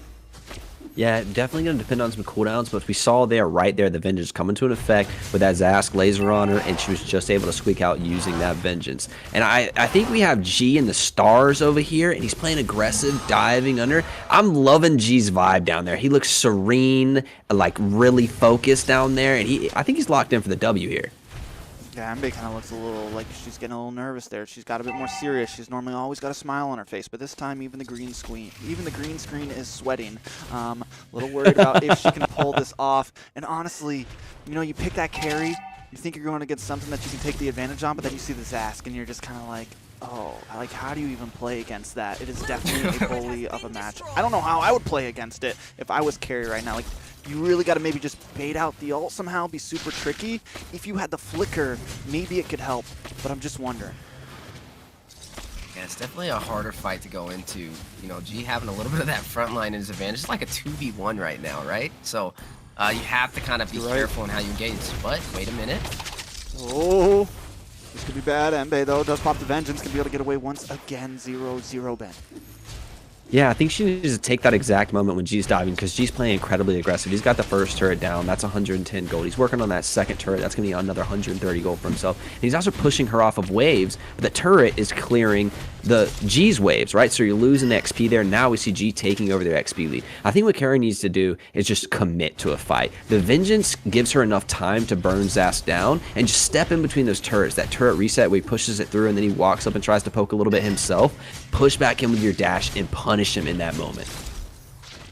Yeah, definitely needing to punish, but you are seeing a slight advantage right now for G. Like you said, he already has one. Oh no, actually no, he doesn't have one kill, right? So they're still pretty even. I don't know. I don't. If you placed your bet right now, who do you think it would go to kind of close this game out? I mean, I already bet on G, so I mean, I need him to win, get back at least a percentage of what I lost in the last game. It was a real rough one. I will say though, if Imbe can continue to stack up these items, which she just got that DHS in, like, you know, a carry can pop off, but it's just gonna come down to like, you're just gonna have to get in there and keep clicking that attack button and try to kill him first, because there's no like really like bouncing around that ult and everything, because he can move it around after he jumps out. So you just gotta like get your damage high enough, which carry can get there, and just shred him down in seconds. Man, Imbe is yelling at us in the screen. I don't know what she said, but she is dead serious. She is not playing around. I believe we may have an issue here. She's still going, but she's maybe paused in the bushes. You need a pause? Yeah, she's signaling for a pause. Good stuff. Oh, she's disconnected, I believe. She disconnected. The lag is real. Thanks to the Nice. Good call, Imbe. We would have not have noticed. G is going to take a breath. He's going to flex it out, get some air in there. He looks hot in that sweater. Bro. Pump some iron. Now, just wave your hands in the air whenever you're ready. Wave them like a chicken. You got to do the chicken dance whenever you're ready. Is she ready? She's ready? All right, she's ready. Good to go. No chicken dance required. I guess we'll put her in. I think we should have made G do the chicken dance. Yeah, you know, once she said she was ready. Oh, there we go. A little bit of that is not a chicken dance, but we'll take it, boys. All right, so 0-0 right now. 0-0. One tower down into the hands of G. Having that slight advantage. 7 minutes in. Man, this is gonna be intense. G does have that Inspire though, which I'm interested to see when he does decide to use that. 1,000 gold up for G, and so that could be like half an item completed before. So I think maybe once he completes an item, he tries another all in here. But I think we need to bait the Vengeance for G. Get in there, flex, don't use all or build enough cooldown to be able to go in before the Vengeance timer's up, because we've seen if she pops that Vengeance, G just doesn't have it to shred through. Yeah, I'm waiting for the dive. He's hungry for it right now. He's got a serious face on. No more pumping iron. He's gonna come in here any second. Once he blows up this tower, Imbe, prepare yourself. Prepare yourself. Imbe already at half health.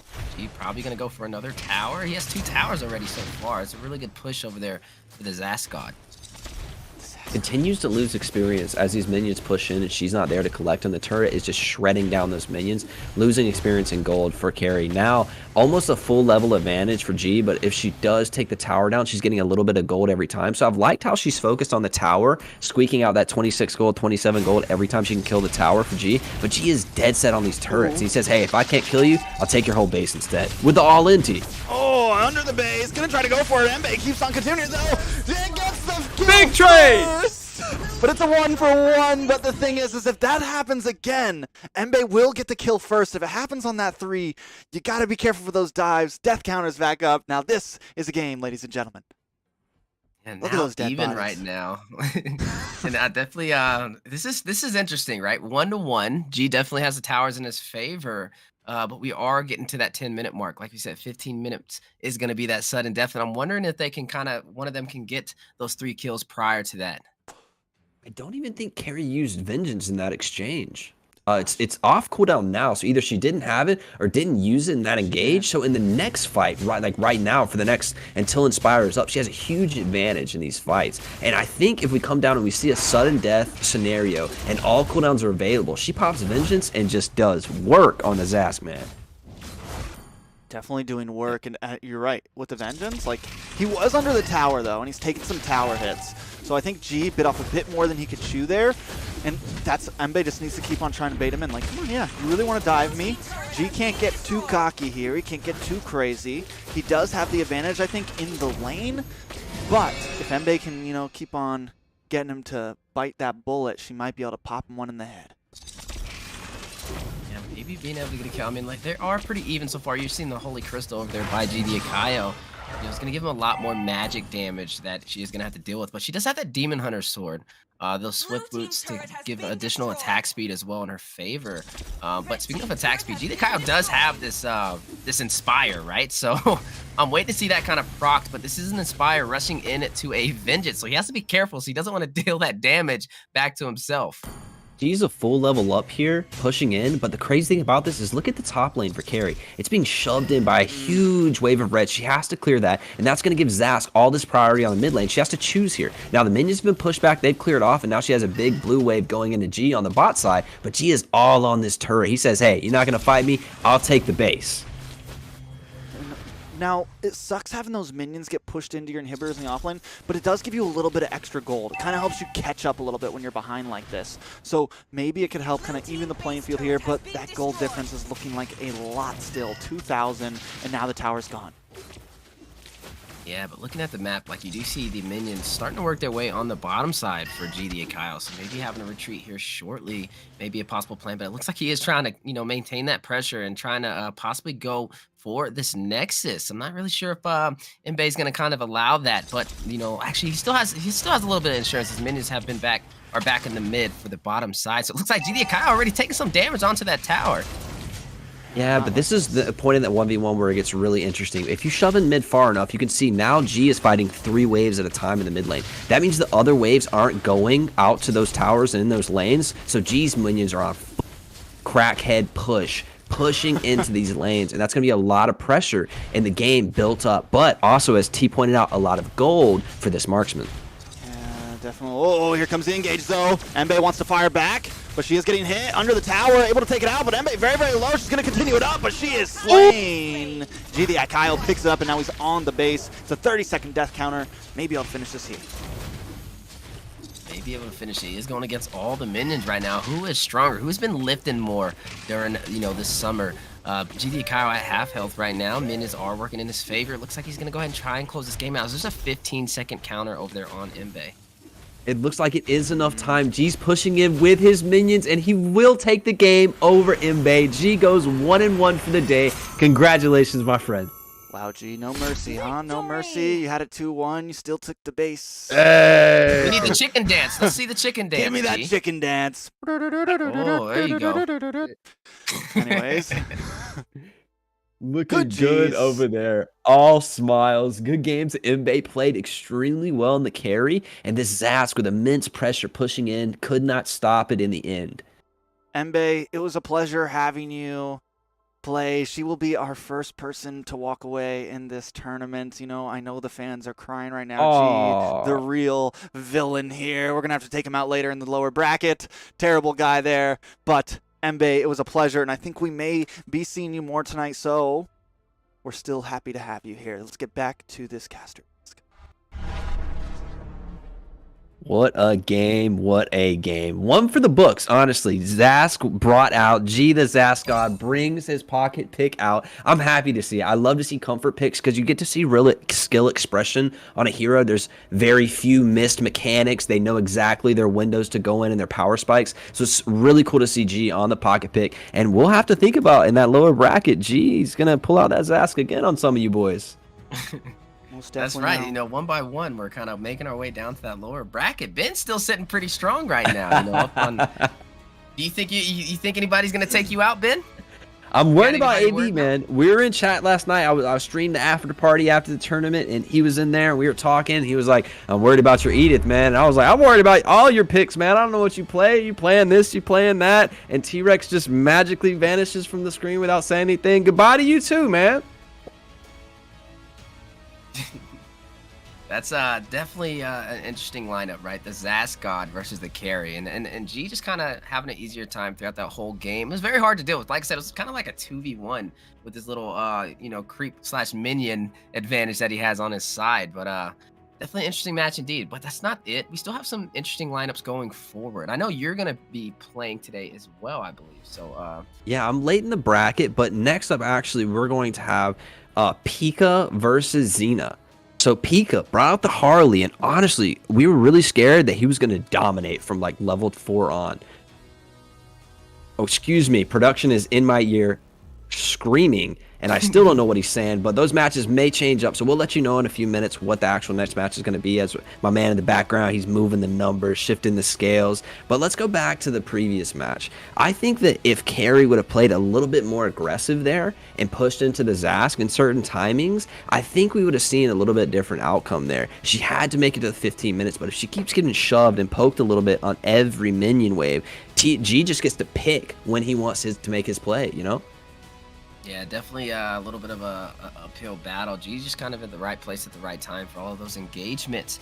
Even with that Inspire versus that Vengeance, we just didn't really get to see, you know, a little bit of heat on the other side. So that is one for the Zask God, which actually that puts him. That was his lower bracket match, right? So well done over there for G the Akayo. I know he was probably sweating when it was starting, wondering where this was gonna go. So he was that might have been a trip back home, you know. A funny story about me and G the Akayo. We actually were neighbors, believe it or not. We like 7 houses down from each other, which was pretty insane. Yeah, I had no idea. Just randomly, he was like, "You live here?" And I was like, "You live here? Wait a minute." But that's crazy. Man. G definitely lifting them weights, though. I'll tell you that. He gave me a little bit of a tour.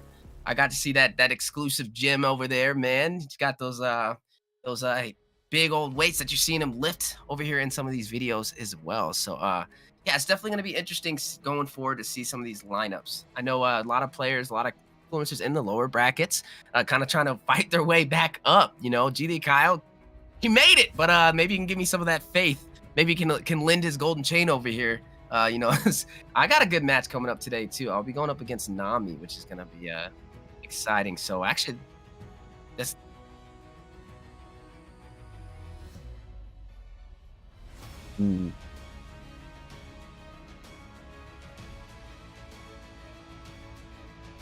Well, we hope that everything is cool with Kukman and her family. Hope everything's going well there. Guys, just a reminder, take a moment to kind of reflect. This is the Christmas season, and this whole event is for charity. You can donate from the chat to go straight to charity. I believe it's Toys for Tots. There's a lot of kids out there that don't wake up with anything on Christmas morning. Now, I was fortunate enough to have a family that could give me a gift on Christmas, but that doesn't happen for somebody, you know? And so that's just a little fun to be able to give something out. Currently, we've raised $65 from just donations in chat, and that's absolutely amazing. And I don't know if you're aware, but every streamer in this event has also donated $100, and we're going to give $1,200 to the winner's choice of charity. And I believe if I win, I'm going to go for the Toys for Tots. I think it's just the Christmas season, something to do. Wheezy, what are you thinking for yourself? I believe the same thing, you know, definitely bringing Christmas to kids. So Everybody out there donating today, I appreciate you guys. All the influencers that have been donating as well. Thank you so much. That's what this is all about, right? The holiday spirit.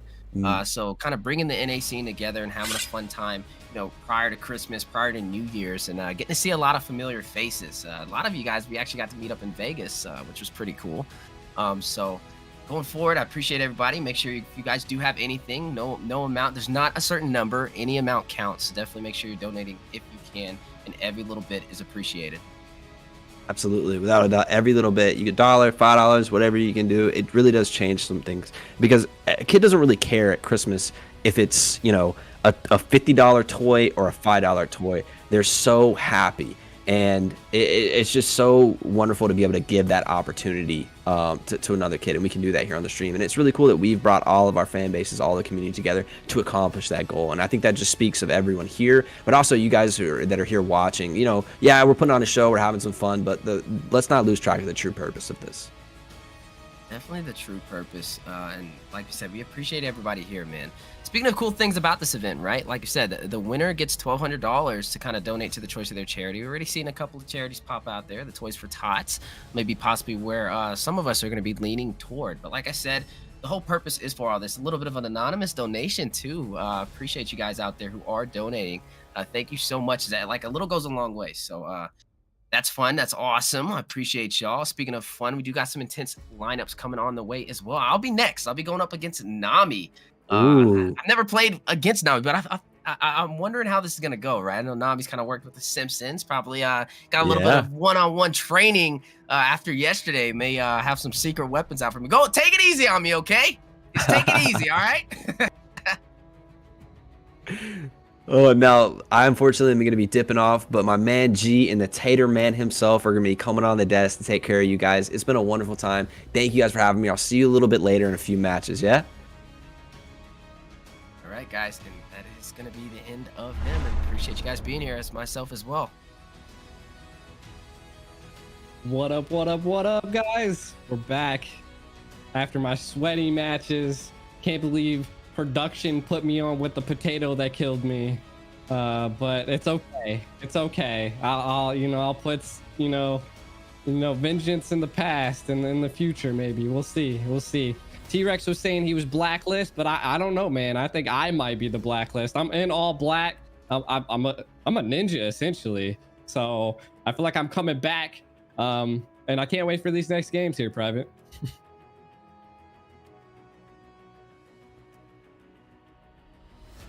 Well, the potato lost his voice after kicking G's booty in. Oh yeah, sorry. It was all that celebration that happened. Voice was a little worn out after that matchup there. But yeah, as I said, we are back, guys, but not just us. Also accompanied by the lovely Luna. Before we get into that, we also just had a $200 donation. Was that anonymous? Anonymous. So whoever you are out there, that kind soul, that giving spirit, we appreciate it here at the North American Squad League. As we said, that is going to be going towards Toys for Tots there, and we appreciate every big, every small, any type of donation, just you guys being here as well. We also have pound BTH 2022 for your chance, yours, the viewers, you guys, yes, your chance to win one of 6 skin giveaways that is going to be happening now. We're going to be announcing that tomorrow. But like I was saying, we have the lovely Luna here tonight to join us with this cast. How are you doing tonight, Luna? Hello. I'm doing okay. Hungry. I'm hungry for what? In the background. How are you still hungry? Oh, any matches so far that have caught your eye that we've been here tonight with? Oh man. Hey, hold out the jawhead. That's what I'm saying, right? What was that? Did I inspire you? Right? Yeah. What can I say? She inspired me when I was actually nervous when I played you yesterday. I was not expecting the jawhead. I totally forgot that you play fighters, and I kind of mixed you and your cousin together with mage players, and I'm like, Bane will pick them up, and I saw the jawhead. I'm like, oh yeah, well, this is gonna be rough. But yeah, so taking a little bite, shining it up, throwing some my own little twists on there. But yeah, so I'm excited for the rest of the matches we're gonna have here tonight as well. I believe next we're gonna have, it's gonna be Wheezy taking on Nami. Spicy. We have seen both of these content creators, coaches, you know, kind of playing at it right now. So again, you know, Wheezy in the loser bracket right now, you know, he has to make up for this. He has to come back for the revenge against Ben. And I'm not a rapper, but that did rhyme. So hopefully I'm not a rap ninja. So we'll see how it goes. We'll see how it goes. I personally, you know, both of these people, I love them. Nami, I have an OSP shirt with Nami on the back of it. So like, and then I got Wheezy. Dude lived down the street from me. I can't, I'm tied, man. I'm tied. I can't choose.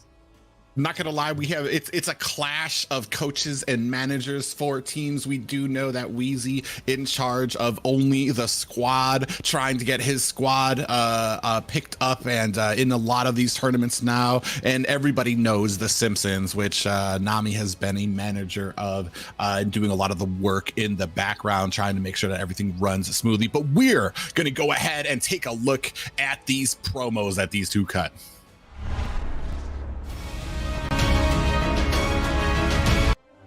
I heard there was a North American Squad League.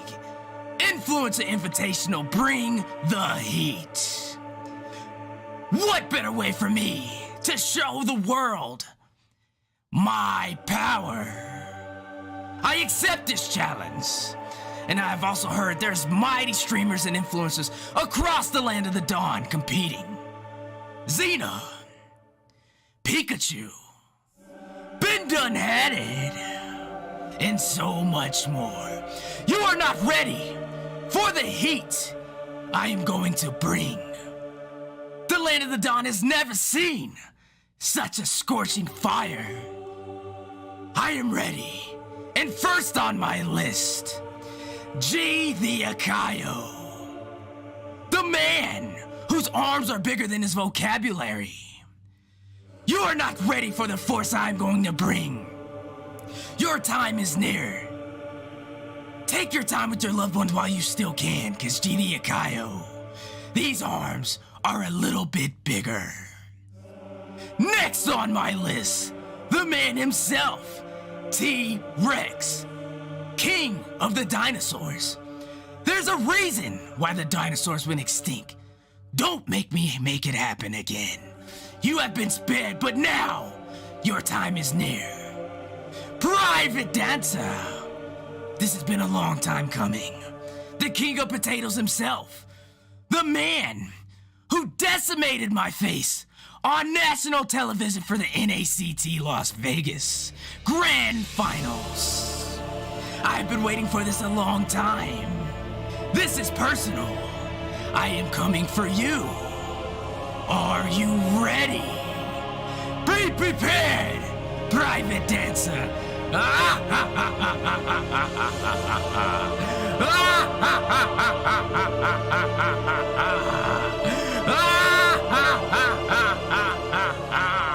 Babe? What are you doing?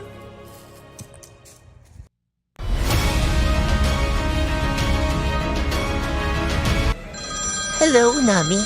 I have something for you.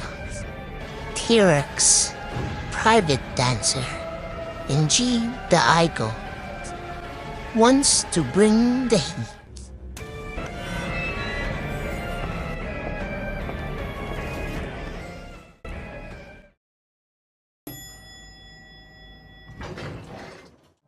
Did anyone call for this chick?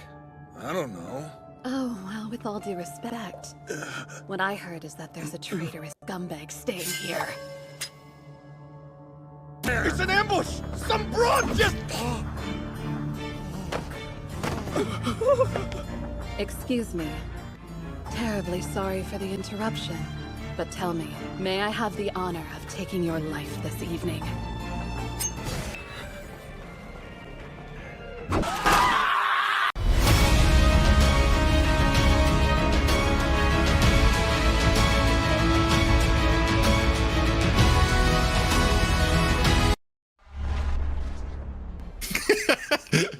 Welcome back, ladies and gentlemen.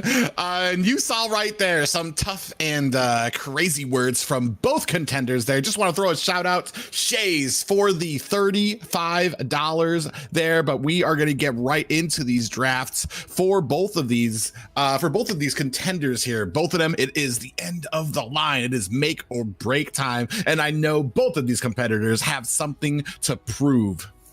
Yeah, I mean, both of them do. I'm excited for this match. Again, for me, big shout out to everybody that's donating to the kids for Christmas, man. It's amazing. And I can't wait to see this game here, Luna. Over here smashing on some food. Yeah, she is smashing out some. Okay. Who do you have? Let's go ahead, get this caster vote in. Who do we think is going to be coming out on top here? Aiko first. So listen, I'm tied here. I'm tied. I'm rooting for both. Okay, so we've got the cowardly answer from Aiko. Luna, who do you have here coming out from the next match?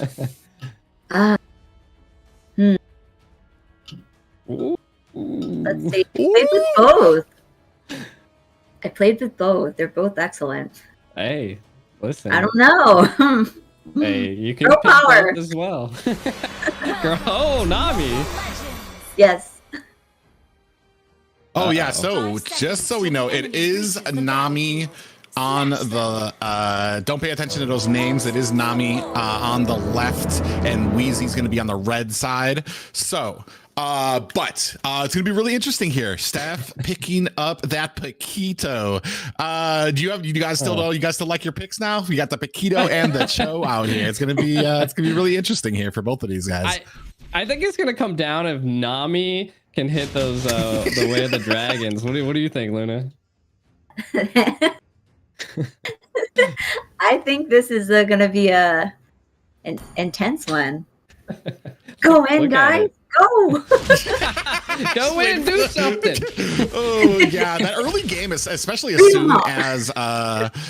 soon as it's interesting because Nami has to wait for the 4. She needs to wait for that way of the dragon. And Steph Wheezy, he kind of still does a decent amount of damage on that Paquito. Ooh, but you see the dodging there. Even at half health, Nami not scared, knowing that she does have a little bit of protection with one of those abilities to help her get out of harm's way. So it's really interesting here. Look at the boats in it here. trying to starve out Nami. No. Look at Steph over here. Listen, I like to call this the wait and bait. And you know, this is something someone in the chat would call the bait and tackle. We might be seeing that coming out here. I don't want to say any names, but you know, A1C Tank. I think I'm gonna call this game a teaser. A teaser. The dash teases. Oh yeah. Just nothing but dashes here. But Nami actually is getting a little bit of health back here. They're both kind of dancing around. Neither one is level 4 yet. And I'm wondering if that's going to be a change here. The problem being that actually Nami can lock down Steph Wheezy, whereas even when Steph Wheezy has that ultimate, he's still going to have to aim. He still needs to land those abilities. And that's a tall order when you're talking about a Cho, which is basically like trying to fight a hyperactive monkey. Hyperactive monkey, huh?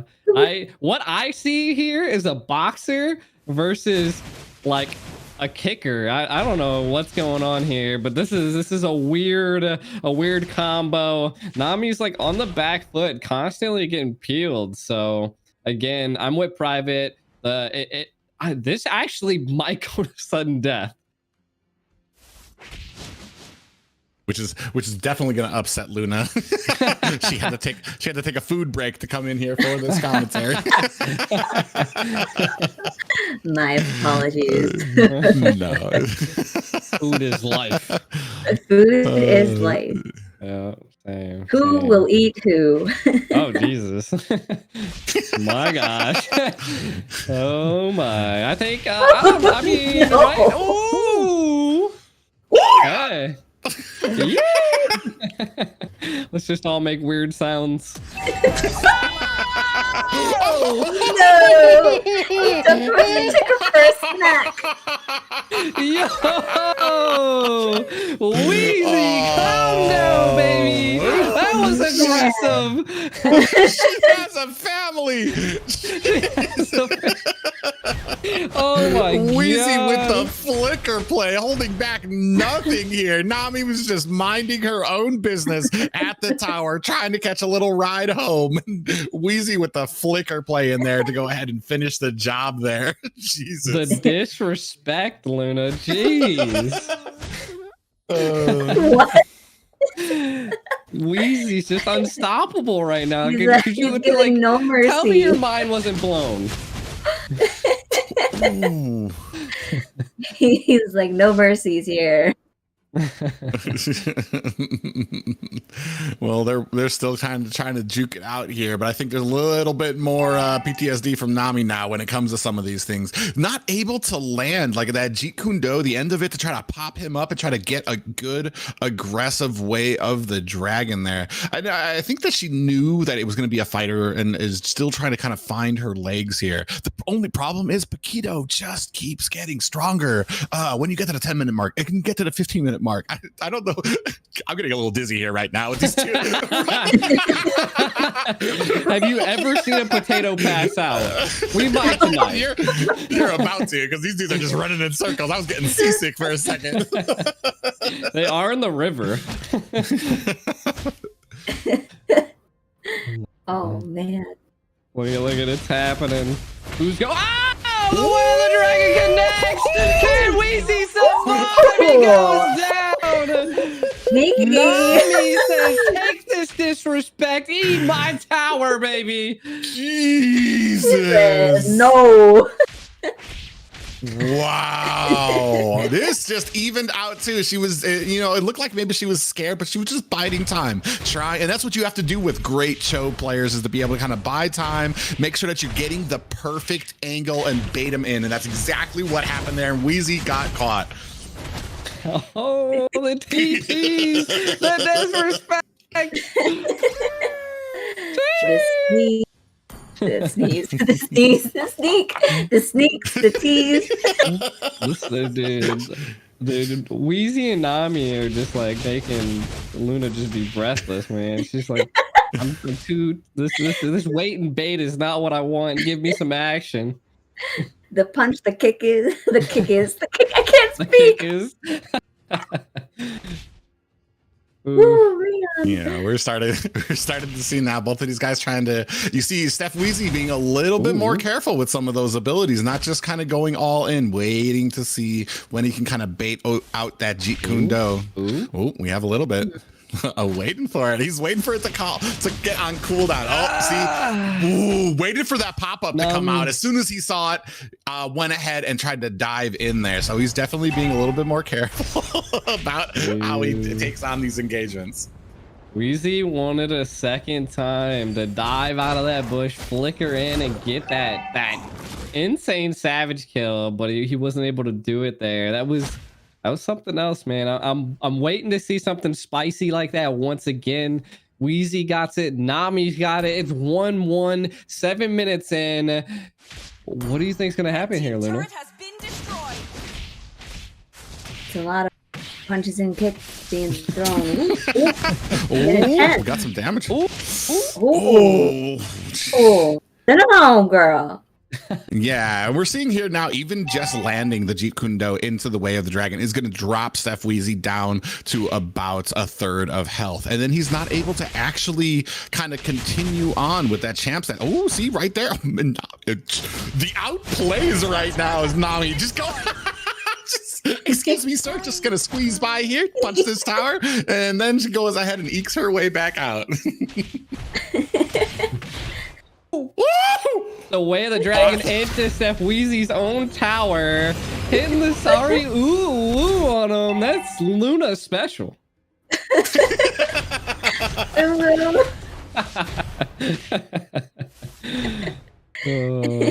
Good thing we don't have Kukman on here. She'd be saying ow ow.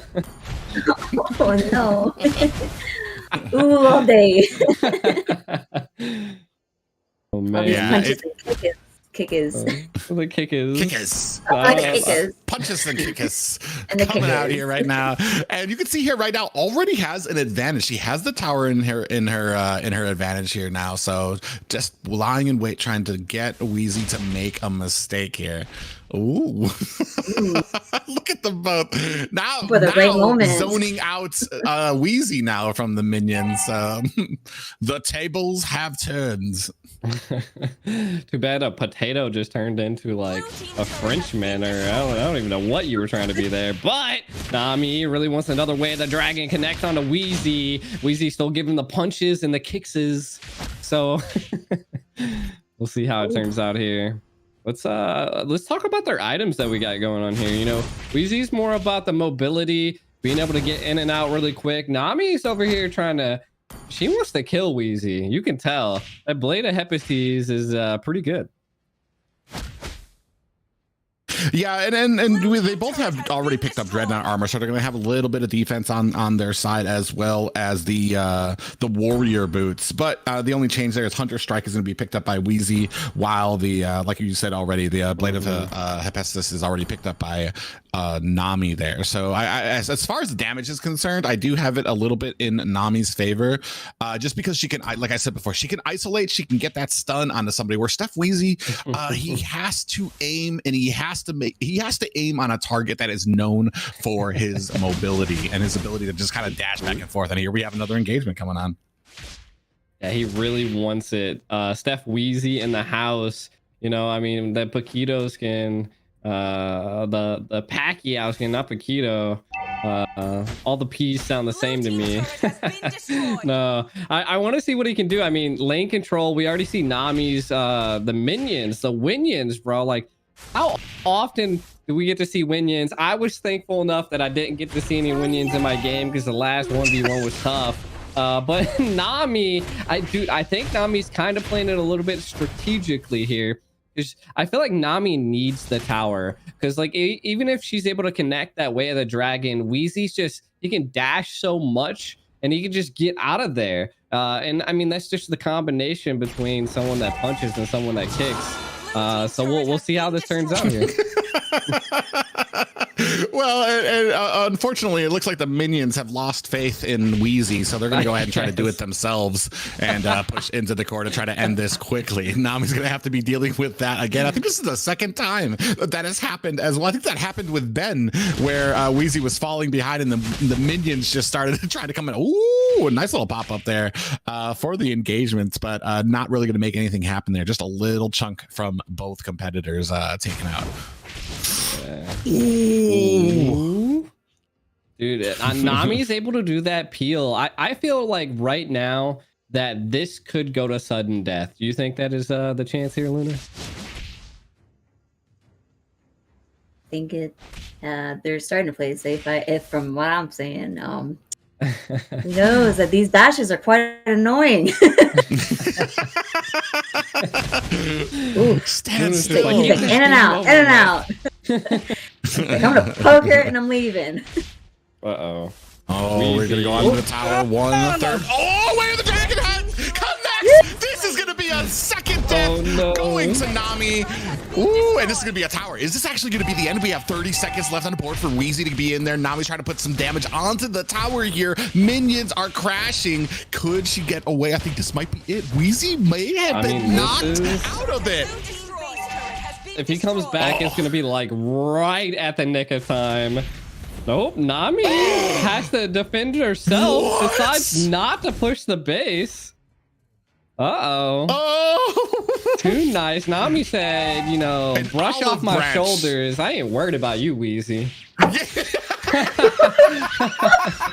Saying these minions are more of a threat than the Wheeze coming at us. So she's going to go ahead and turn around and take those out. She's like, I have more than plenty enough time to deal with you, Wheezy. You just give me a second. He's like, I'll save you for later.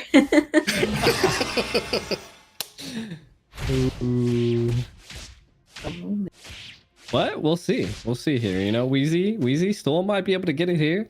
He picked up, you know, a little bit of defense, some penetration, but can he steal the lethal? And he wasn't. Now he's on the run. Nami's on the chase. I don't know. Another way the dragon, almost 2-level difference here, could be the big difference in the team fight here. Look at the damage. Yeah, which is interesting to me. Oh, we're gonna have the flicker there. We do come in. We don't have a way of the dragon there. Oh, we do. We do. It's only dropping to a third because Wheezy was able to go ahead and pick up that anti-Karas. So we're gonna be waiting to see how well this damage. Oh, look at the damage he is. Steph is on the run right now. He cannot complete. And now he decides not to go ahead and push that turret. Is going to go ahead and get back to base because the minions are just have a mind of their own. They are just continuing to push this on. The Winions, I tell you, man. You know, I don't want to announce the spice, but I might have lost to a tournament because of Winions. You know, who knows? Who knows? But if this comes down to sudden death, unless Wheezy does something to change or counter the damage that Nami's putting out, I don't know if he can survive it. The way the dragon connects. Yeah, it does connect, but this time doing even less damage because of that anti-Karas. And she does, he does have that. They're doing pretty good on items right now. 2K over for Nami right now, but she is fighting the entire map right now. Wheezy did not come alone. He came with all 3 lanes that are pushing right now. And we are this is it. We are at sudden death. No more running. No more trying to go back. It is sudden death. We are going to be fighting here right in the center. We see the way the dragon does connect on to Wheezy. He's coming back with that chance stand, trying to put in the damage there, trying to make some room, but is it going to be enough? Here comes the Jikundo from Nami. This might be it. Steph Wheezy gets knocked out by Nami, and he will be going. You can see the emotion there, and a breath aside. Look at the cat. As we can see there from Nami, a sigh of relief there. Maybe not even that big. Just light work, she said, as she 3-1 Steph Wheezy. That was a crazy game. That was a crazy game. I did not, in this whole tournament, suspect to see a Cho and a Paquito go at it. This was interesting. It was interesting to say the least. Private was getting dizzy. I think I seen him phase out of potato form because he was like dancing around for some. I don't know what he was doing, but his head was wobbling. And you know, it was a crazy game. Shout out to both Nami. Shout out to Steph Wheezy. Make sure, if you guys haven't already, all of the content creators links are in the bio. This is a 1v1 international, like, invitational charity event, so definitely make sure to donate if you'd like to. It's not required. All of us content creators that did come out, we donated $100 to the prize pool, so that if one person wins this tournament, and that's an if, because who knows, maybe they don't, maybe they tie, who knows, right? You know, who knows? And if they win, they get the full prize pool and they get to decide on where they want to donate that. But yeah, this has been some crazy games here. What was your take on that, Private? I was excited. I knew that Cho and Paquito were going to come out because those usually have a showing in most 1v1s. It was exciting to see it played by both of these guys too as well. And it was back and forth. It could have been anyone's game there, but Nami, I mean, just showing off some of those skills on there. We saw a little bit of it when she was playing Julian against Kukman, but Kukman pulled out like the crazy Fredrin and was able to get the W there. So hats off to them. But Nami, I mean, nothing but skill here for that match. It was actually super entertaining to watch, if not a little jarring. They were just dashing all over the place. You were just waiting for one of them to get the advantage. And I know Luna was sitting there just waiting, like, somebody hit somebody. It's like mid-chew, finish this up. I'm ready to go. I think in the sudden death, though, there was an advantage with the minions. Yeah, I think in the sudden death, though, there was an advantage with the minions. yeah, yeah. I think in the sudden death, though, there was an advantage with the minions. I think in the sudden death, though, there was an advantage with the minions. Yeah. There was no backup. There was no backup for Wheezy.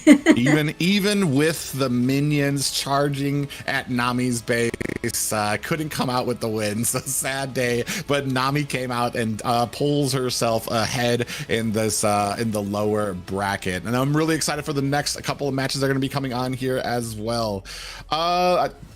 But we're going to go ahead and so the next match coming up here is going to be Trex and the one and only Luna going to be going head to head. And I know you're excited about it. You about to take down. What do you have any words for Trex, who's probably listening in the background there, Luna? Let's do it for the kids. It's for the kids. You ain't gonna like insult him with his small arms. Like he can't even touch his phone. Like the length between both arms, like it just doesn't even. It doesn't. You can't even reach both sides of the phone. What does he got? Like a special headphone? Like what's going on here? Oh man, I can't really go against a handlebar mustache. That really kind of gets me going there, and I'm just happy that we could do this and force him to keep that handlebar mustache for the whole weekend. Unfortunately, that means that Luna is gonna have to go to the back to the locker room to get ready, get all stretched out and ready for her next and upcoming match here. We'll see you in game, Luna.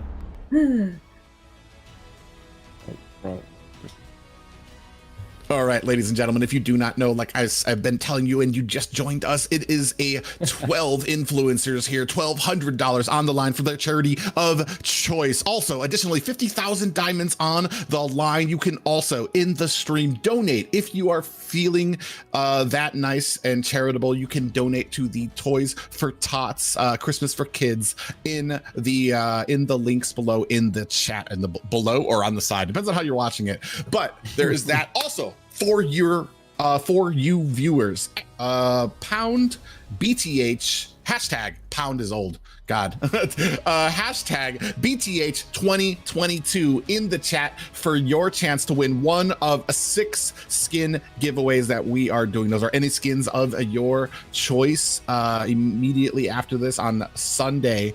But guys, like I said, if you're just joining us, and thank you guys to everybody who has been donating thus far. But we have another special guest that's going to be joining us here at the caster table, Aiko.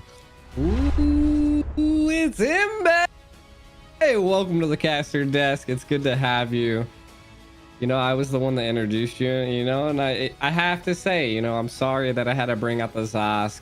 It's kind of like, I don't know what's going on here, but like, I'm in the middle versus two of the people I had to fight, you know, like this is kind of a salty moment, you know, like I got a guy I lost to, and then Imbe lost to me, so like we're all like the shade, like I feel like everybody got like a knife in each other's kidney. I was actually How are you doing tonight, Imbe? Were you? Oh, I'm good, thank you. But I was actually expecting him to use Zask because I've been watching his stream, and I was asking my viewers to. And I don't know if we practice. can, or if it's just me who can't hear Imbe at the moment. Imbe, unmute on Discord. There we go. How about now? Yeah, yep, we are good to go. We can hear Imbe, the lovely Imbe here. And you primarily stream on Facebook, correct? Yes, on Facebook. I actually have 2 Facebook pages, but I just started the North American one, and then Aiko here found me, and here I am having this cool experience of a lifetime, and I'm actually enjoying it. Oh, that's awesome. Yep, and that's going to be great. And if you guys are interested, all of the influencers that you see here, we've got a ton of people from Facebook, from YouTube, from Twitch. You can see all of their links, their link trees, or their specific links to their streams in the description below. So if you guys want to go ahead and you see somebody here that interests you, you can go ahead, drop a follow, like, subscription, handshake. I don't know what all these services use to follow people, but make sure to go ahead and toss some love to all the influencers here. Like I said, each each one of these guys, not only donating their time, but has donated to $100 for this event, so that our prize pool can be $1,200 going to a charity of the winner's choice there. So just a big hats off to everybody there. And tonight, I mean, we're gonna go and for the next match. I'm actually really excited about this because two good friends of mine here. It's gonna be Trex taking on Luna in the next match. Woo woo! All right, guys. You know, I was thinking about doing it, but I didn't want to do it because T-Rex has already done it. But we have T-Rex versus Luna, coming in at 10 pounds on the left side. Rex, somehow his shoulders are bigger than his biceps, and I won't understand it, but it's okay. He's a different species. And then we have on the other side Luna, coming in at 5 pounds 10 ounces. Dude, she's gonna be bringing out something that's gonna, you know, might extinct the T-Rexes here. The T-Rex might go extinct. It's all on the line right now. Yeah, you can tell from those pictures and that little verse screen right there. Both of these competitors came here. They didn't come here to lose. They came here to bring the heat. You can see the slightly annoyed look on Luna's face. That might be the hungry look in her eyes, which is basically her default. But and T-Rex there with his handlebar mustache. Gonna have to ask Imbe, who do you have coming out victorious for this next match? Oh, this is gonna be tough, but of course I am gonna go with Luna. Girl power. Go! Well, we're gonna see if that's true, but first we're going over to the promos. Hey guys, just so you know, it's your girl Sylvan Luna. So, I have some news for you guys today. Some tea. So some random group called like a North American Squad League called me out. I don't even know who these people are. They called me out. Apparently, they want to 1v1 me in some battle called Bring the Heat. Okay, I'll bring the heat. Anyways, I am the heat. Anyways, there's this potato. His name's Private. You think I'm gonna be scared of a potato? Like, look at me. I eat potatoes for breakfast. Like, let me just pour some salt on that, you know? I eat potatoes like you for breakfast. I will mash you up, bake you. I'm a chef. They call me Chef Luna for a reason. Anywho, who else? There's a dinosaur? T-Rex? T-Rex senpai? First of all, I don't know about the senpai, but can you even ooh? Hold on. How do your arms go like this? Can you? That's kind of small. Oh, that sounds like a little struggle there, you know? And then there is my loving cousin. Girl, I love you, but you know, there's only spotlight for one of us. Xena. I'ma have to exile your booty cheeks back to the abyss. Bye, girl. Bye-bye. And then, Wheezy, I got you, bro. I got you. Oh, no. I have to whip your butt cheeks.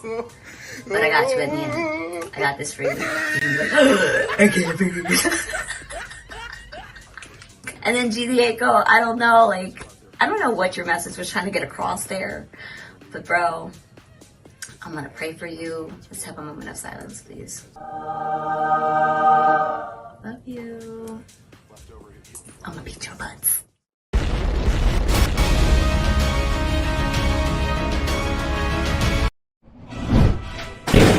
Listen here, chumps, and listen good.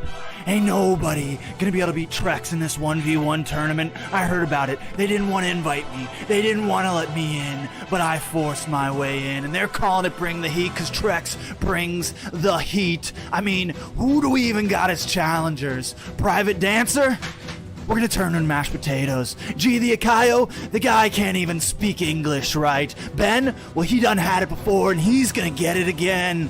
Wheezy, Xena, Luna, ain't none of them gonna stand a chance against T-Rex. I'm the king of the dinosaurs and I'm the king of the 1v1, so prepare yourselves, cause I'm coming for every one of you.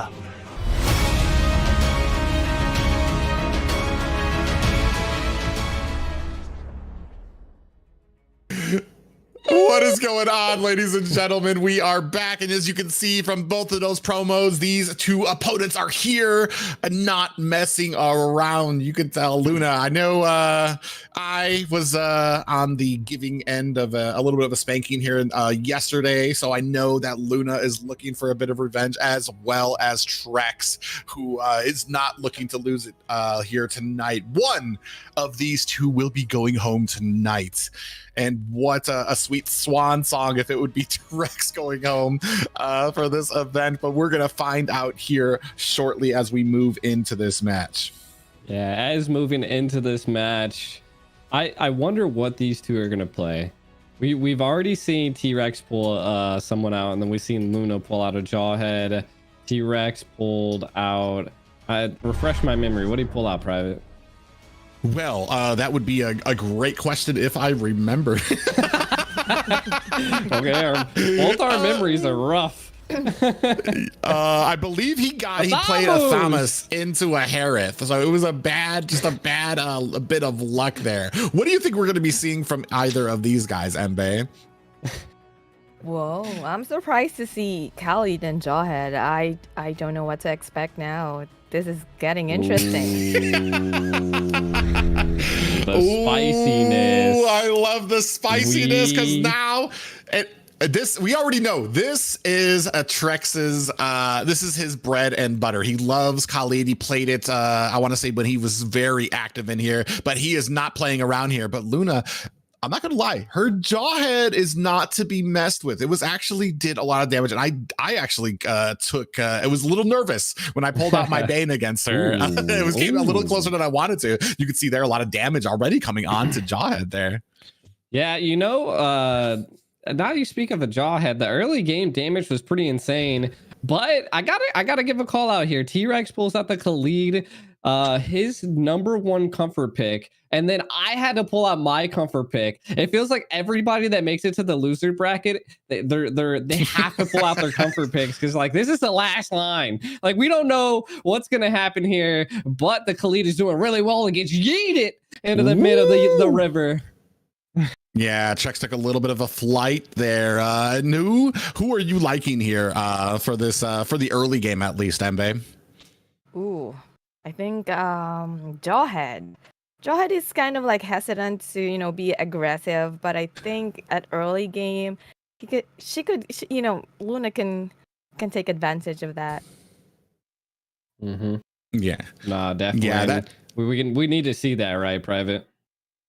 Yeah, it's and if you guys are wondering, this match is from Trex's POV because we are just a little organization when it comes to production value, so we do have to cut corners in a few places. Trex is doing the production in the backside, and he is also playing, so this is from his point of view here as well. So we're gonna see how this match kind of shapes up as we continue on into it. Moving on to the second minute here right now, and it does look like a little bit of a level, a little bit of an XP advantage kind of going in Trex's favor. However, as we know with Khalid, as you start getting further and further into these games, he does tend to fall off, but you can say the same about Jawhead. Yeah, definitely. We'll definitely see how it happens. The biggest thing that I can see here is the Jawhead doesn't have execute, right? And the Khalid has execute. But both of them traded off. One has high and dry and one has killing spree. So, I mean, at this point, I think high and dry would have been a little bit more effective here, but we'll see how this goes here. Imbe, I know you said you girl power, Luna all the way. Do you think this is going to be like a back and forth wait and bait game? I don't think so, because look at that. Khalid went for a farm and Jawhead just cleared the lane, and now she's she's way ahead. Not really way ahead of gold. It's 400 lead. Well, it's still too early to tell, but I'm getting excited. Most are coming out though, private. Yeah, not just that, but also even when it comes to the gold, if we're talking about even fighting opportunities here, I'm not sure. I don't know if Jawhead's ejector can toss Khalid while he's healing. But even if not, if you wait for that, you do have the potential to kind of toss Trex into an uncomfortable position, either into the tower or just straight up in the air to kind of like give him a little bit of a pause while you're waiting there. And you see Trex, little pieces of tower laying all over the place. You know, I do have to say that both of these individuals are pretty thick. You know, neither of them are losing HP. They both are gaining shields. T-Rex can just heal whenever he wants. He's riding on the sand. And I mean, neither one really wants to ultimately commit here. But the person that they both have a dive in ability, T-Rex does cast it. Do we see Luna going in? And we do see that Petrify came out there and did stop up Trex there. He is going to go ahead and top up with that second ability there. A couple of emotes coming out there. But Luna just not bothered about it. She's all serious right now. No smiles for Trex. She said this is all business and she doesn't want any hard feelings out there. As comes out from the bush there. We do have the ultimate coming out there. Trex taking a heap of damage, popped up in the air, and he gets taken down. First kill going to Luna. Yo, and a beautiful execution there. We need a global ban on Jawheads here. They're just embarrassing people out here. We need to unionize on this. I can't believe I just seen that damage come out of Jawhead. She made it look like it's so easy. Khalid was just standing there and it's like he took it and she took the kill. That was amazing. It was really good. Yeah. It was really good, and Trex unfortunately did not have that second ability to actually do much there. It got caught with his cooldowns down and in a little bit of a precarious position here because we're starting to see as engagements go, Jawhead is going to kind of be winning out here. So as we go later and later, like I said, with both of these guys kind of falling off toward the end game, maybe it might come down to builds or cooldown rotations as we continue on past into the 6th minute. Getting into the 6-minute mark here. I mean, kind of taking a look at the items. T-Rex picking up the Bloodless Axe, trying to go a little bit more sustainable to survive against the damage of Luna. But I just don't know if sustain's what you want. And he is starting to build a little bit of physical defense. At some point, he's going to need a little bit of damage. I think he's just relying a lot on his skills here, Imbe. Yes, and I think here you go.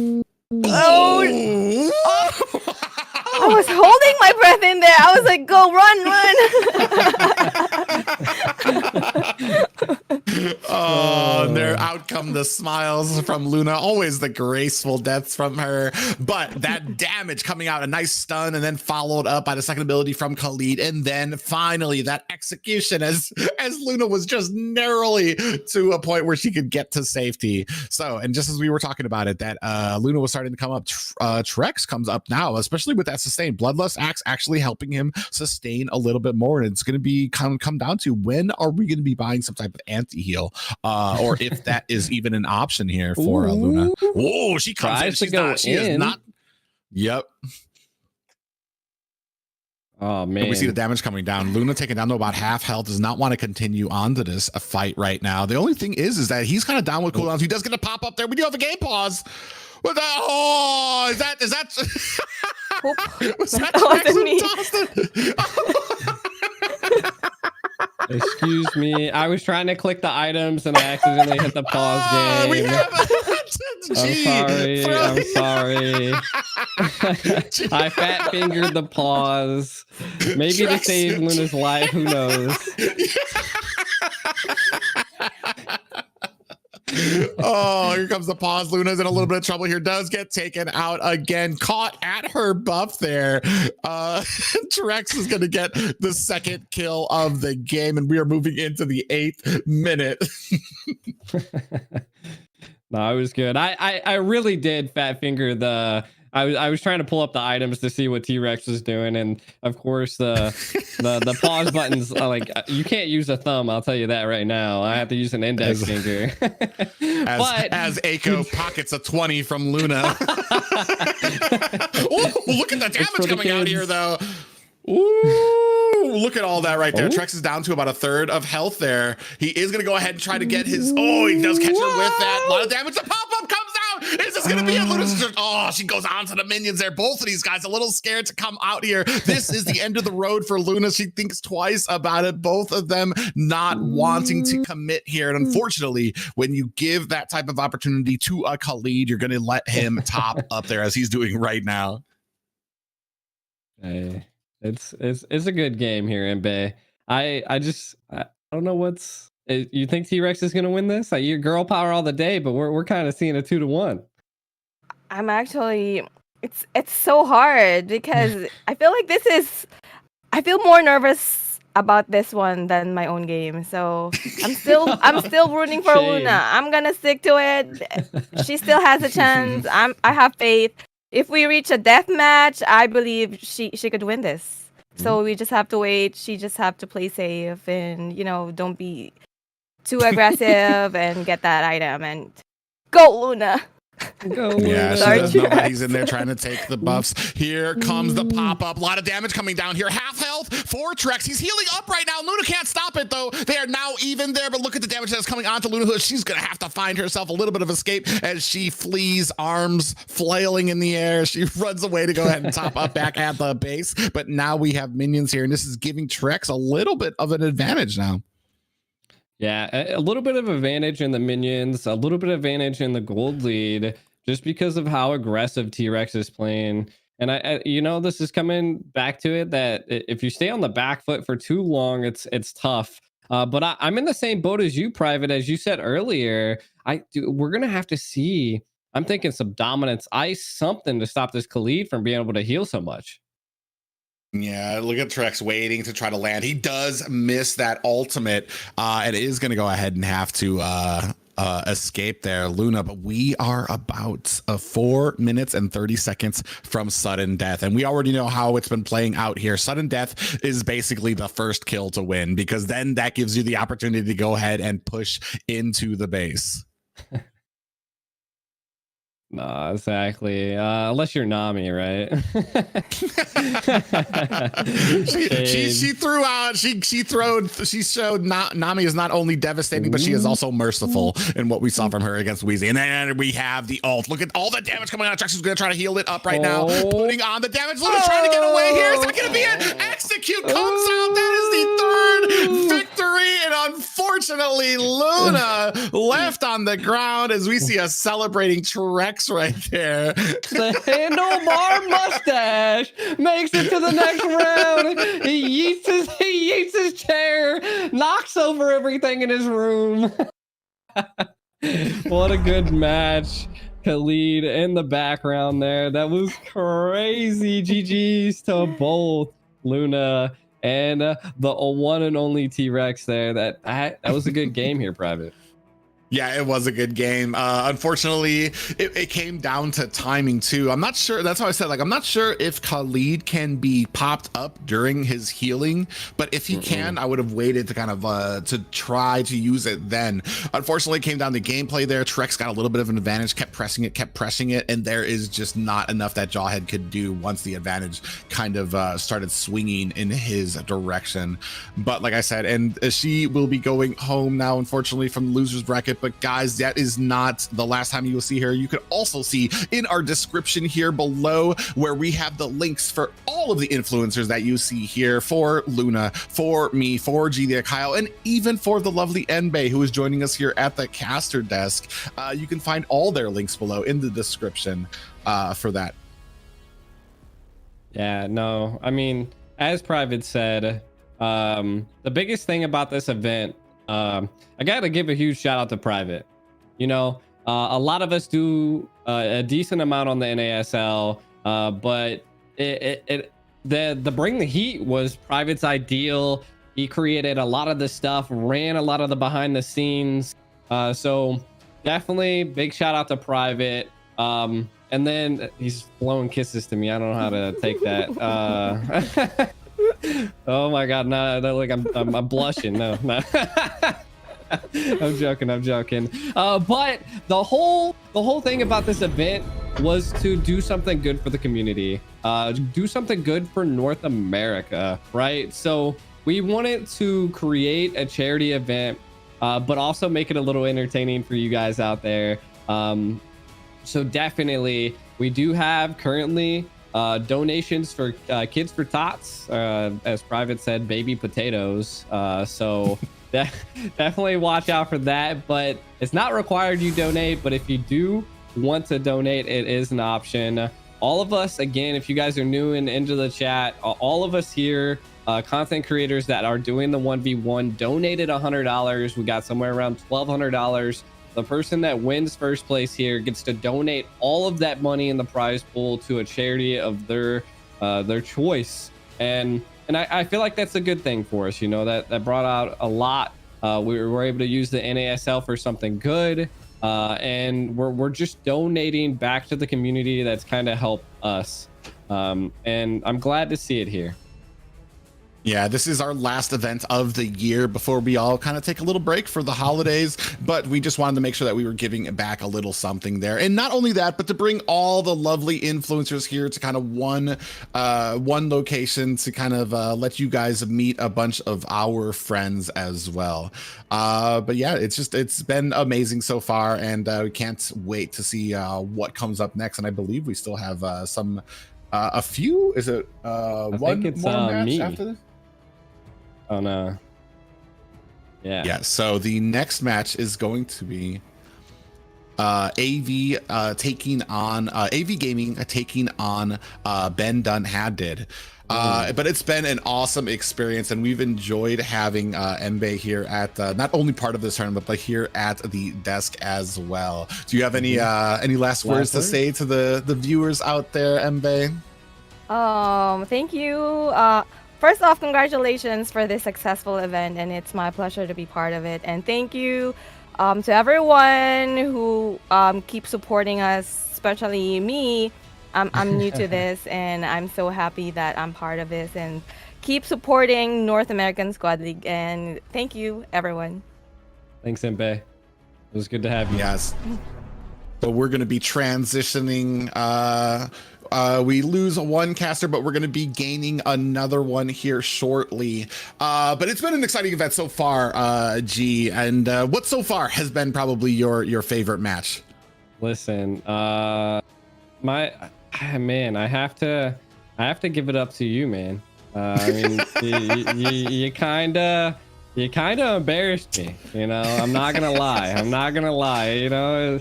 It was a good match. It was a good match. You did everything that I would have suspected a Jawhead to do, and I just couldn't do nothing to counter it. So, I mean, out of everything here tonight, I got you definitely did it. I think you pulled off that Jawhead really well with the weird picks that we have. We don't know who's picking what, and it came down to it. You know, what about you? Yeah, speaking of unique picks, for me, right now, Wheezy versus Nami was one of my favorite matches there. But guys, that is not it. We are going to be joined along the caster desk with one of my personal favorite and friends of mine, the lovely demoness queen, Xena Lily. Welcome to the caster desk. It's good to have you, Xena. How you feeling? Hi, everyone. I'm feeling okay. I didn't have to go against Kukman. Her Frederick was scary. I couldn't. I was like, I don't know. I can't do this. I'm gonna lose. That is such a big mug you have there. Are you? I always have big mugs and big, and big bottles. So it's been a great event so far, Xena. The little bits of a sigh of relief. Hey, could you tell us? Do you know what you would have picked against Kukman? If she was to pick her Frederick, I have no freaking clue. That I always have trouble with Fredrens when I play against them because they're so damn tanky. I can't. I don't know what I would have chosen. Yeah, he is a tough cookie to crack. But thankfully, you will be moving on here tonight, so like a little bit of a reprieve, and tomorrow will be game day for you. Oh, oh no! I'm going after this. A little bit of a shock for all of us. Xena actually will be playing again tonight. She will be going up against G Diego, or the Akayo. So, a little bit of revenge as they move through the bottom bracket there. It's going to be a very exciting event, and I can't wait. Next up, though, it is going to be the one and only. It's going to be AV Gaming taking on Ben Dunhatton. Oh my god, what is going on here? Gets bigger every time. Ben took over the verses. Like, this ain't a match, he said. You're not even versing me. I'm winning it all. With every victory, Ben's head gets bigger and bigger and bigger. So God, it's his eyes now. Nothing stopping his ego. Can AV overcome the ego that is Ben?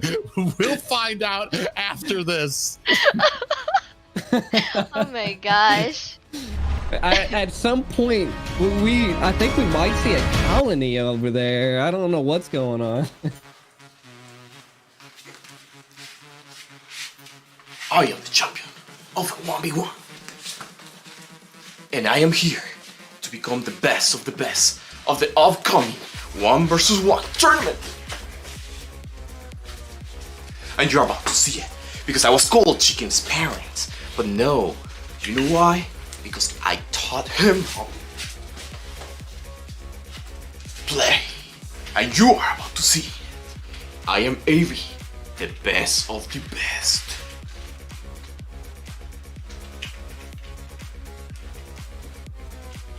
Sorry, so what?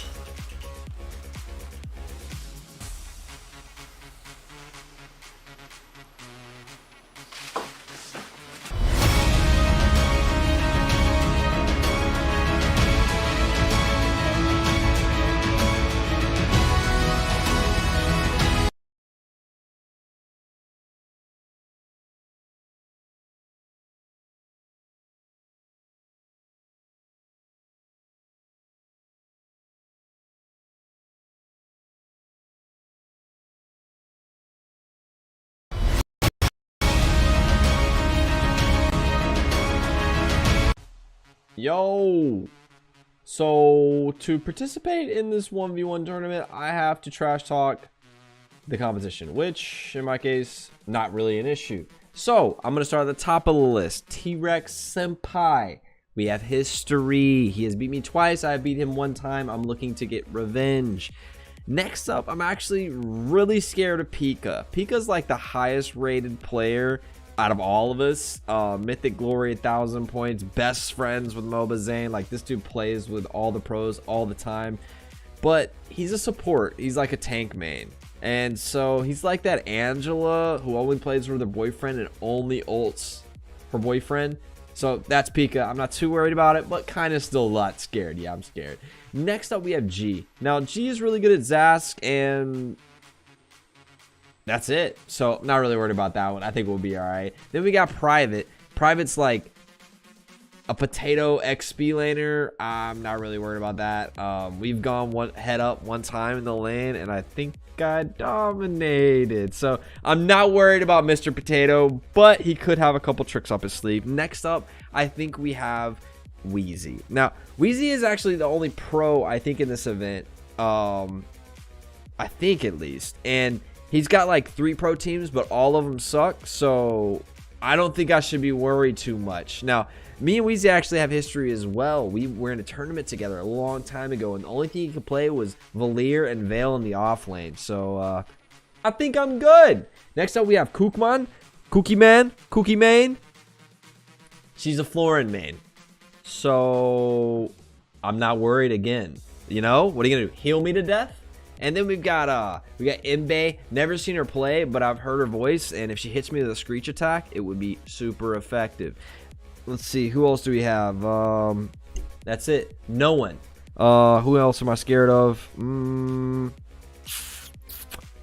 one.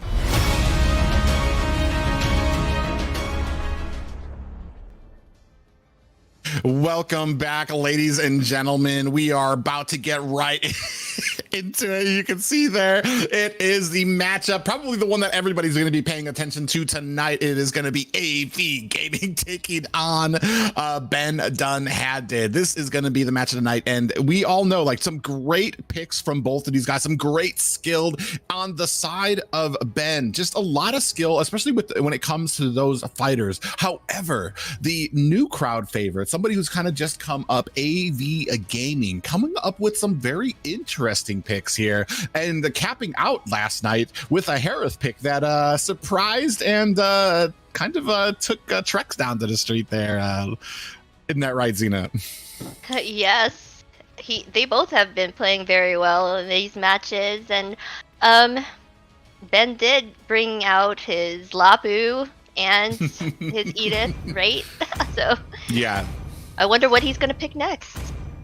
Yeah, we're going to see how well it actually plays into these next compositions here. As we are moving into the game here, looks like both people have locked in who they're going to be choosing here, and it looks like these are two familiar picks for both of these characters. Yeah, 2 picks. The chat can't see it just yet, but they're spicy. They're spicy here. It is AV versus Ben Had Done Did. Is this his last had did? We shall find out on the next episode. Ben Had Done Did is Ben Dunn Had Did's lesser known cousin who also plays. But you can see seriousness on the side of Ben, and just a stoicness from the side of AV. It doesn't even look like he's moving. Just he's so focused. Yeah, so focused. He's not even moving or breathing. Just staring a hole into Ben right now. So as we start things here, you can see it does look like AV going to go ahead and go for that familiar Harith, which is going to be very interesting here as well. It's going to be very interesting here because Ben on this Edith relies a lot on landing these skill shot CCs, where AV on this Harith can do a lot with the maneuverability he has, but does he have the damage to be able to take down an Edith? Yeah, that's the good question here. And I mean, I'm seeing some insane damage out by AV right now, which again, apparently he's not breathing. Who knows? It might be his I think it's his wife playing. So we might see, maybe Ben might lose to a chick, a man, we'll never know. Well, whatever the case here, both of these guys are going to be putting on a show. You do see that Ben taking a decent amount of gold off there, 300 gold in advance right now, and AV throwing out a little bit of a hello there for Ben, and both of them greeting, as is customary in the 1v1 with the emotes and the spam coming out. What's your take on this one, Xena? Oh. Messing me and my cousin up. I was kidding. I know. No. Oh god. Yeah, he's doing really well with the hair, but he's just told. He got taken down. The tower helped that. He failed. He messed up by getting into the tower. Wrong move. And 1 for Ben. You see beating the chest. Unfortunately, it looks like AV has slunk down a bit. Maybe worried now that he might have messed up that play. He's slunking now, but he'll be coming back up shortly.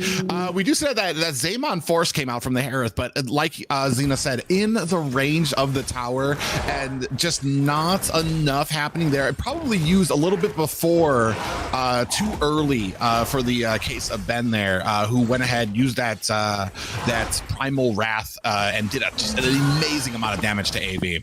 Yeah, and I mean, to be honest, this is the same thing I seen last time from Ben's Edith, man, is that sustainability when the ultimate is popped is just ungodly. So if we don't see something from the side of AV that builds that the anti-heal, I mean, after that first interaction, I think Ben has this. Here's an interesting note on the strategical side of this thing. Edith gets, when Edith ults, she gets an absurd amount of magical power from the amount of, I believe it's the amount of either defense that she has. Oh, we see a little bit of engage here then. They're coming out there, coming on with that Xamon Force. AV trying to put on the damage. They're taking about even in a we do see a stun lands. So as I was saying, like, as she doesn't have magic power now, but when she ults, Edith gets magic power from all the defense she has. Harith, when Xamon Force is activated, Harith reads what the enemy has as magic power, and then that delegates what type of shield he's going to be getting there. So if timed right, it's all going to be about timing here for both of these guys when they use their ults to kind of capitalize on that type of on those type of strategies. Definitely. I mean, it's all going to come down to strategy. The biggest thing that I was seeing from AV is that he's kind of learned. You got to poke. Ben has to be poked here. What's your take on this, Xena?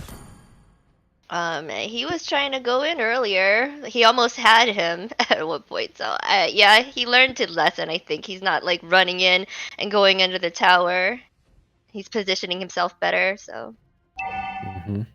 Yeah, it's indeed he is, and we have minions crashing here while we have Harith. AV is kind of cleaning up the jungle, but now we're starting to see these lanes starting to push in, especially for Ben, who's already done a decent job. He is going to activate that Xamon Force. Ben does miss a little bit of CC, but is this tower does get saved, and Harith is going to go ahead and continue on with this, and starting to fall off a little bit behind there, about 500 gold discrepancy right now. Ooh, Ben coming in. He wants to get the kill. Can AV hit the retribution? Oh, I'm not sure if that was engage. Yeah, I'm not sure if that was an auto. Oh, auto aim there. We do see the pop up there. Here comes the primal. Oh, he's not getting. Gets caught by. That is the second kill going over to Ben as he has and shown. A tower taken. Oh, yeah. We still have 12 seconds here, and unfortunately, it looks like we have a little bit of a problem on the side of AV. Pulled out that Harith again. Ben was ready with the Edith right now, and this is what I was talking about. Do we have the damage? Do we have enough to be able to kind of bust through this shielding that Edith has? Yeah, I mean, that's a good question. I mean, every time Harith just doesn't have that ability to dodge those auto attacks, you know, when the ultimate's popped by Ben. You know, like it just auto locks onto him if he's in the area, like the basic attacks are hitting. So that's the biggest downfall here, and AV just has to peel, but I just don't know if he can. Yeah, and that's the problem too. When Primal Wrath comes out, it doesn't matter if you have Xamon Force, if you can go from the left to the right, because she's just going to be able to go ahead and auto attack. We're going to go ahead and all in here right now. He's trying to fight under his tower. He's able to take it. He's running after him. Thinks twice about that. Catches him with a pop up there, but AV is not done yet. Oh, he got baited. And there goes the third death. Got baited. 3-0, and that is Ben who comes out victorious there. Ben is undefeated. I guess Ben was doing a victory lap earlier. Took a little bit of a run there, but congratulations to Ben, and AV Gaming suffering his first loss. Will be moving down to the bottom bracket there. Congratulations to Ben there. What a match. What did you think of that, Xena? To Ben taking it 3 games now, 3-0 for him in this whole tournament. He's doing pretty well. He's a force to be reckoned with, you guys. Don't take him lightly. Yes, we knew we were gonna have to bring buckets for Ben. The amount of sweat that's gonna be coming from him out of this one. So, and he showed us. Yeah, he is ready. But man, what a match there! It seemed like, especially in the early game, there was a little bit of a chance there, and I like the cojones on AV. He decided at the end he was through getting his towers pushed in. He just couldn't just sit there. He's like, frick it, I'm gonna come out, I'm gonna use that Xamon Force, try to put some damage, and actually had a decent amount of damage, which forced Ben to back off. But in one of the great plays, because if they would have just duped it out there, Ben would have lost that. However, what Ben did is went ahead, found himself a bush, and AV came out with that dash, missed his auto attack because Ben had went into the bush, and then that was when Ben could come in with that CC and finish him off. Just a great outplay there. That was a great strategy right there. He did real well with that one. Ben's sustainability is just nasty.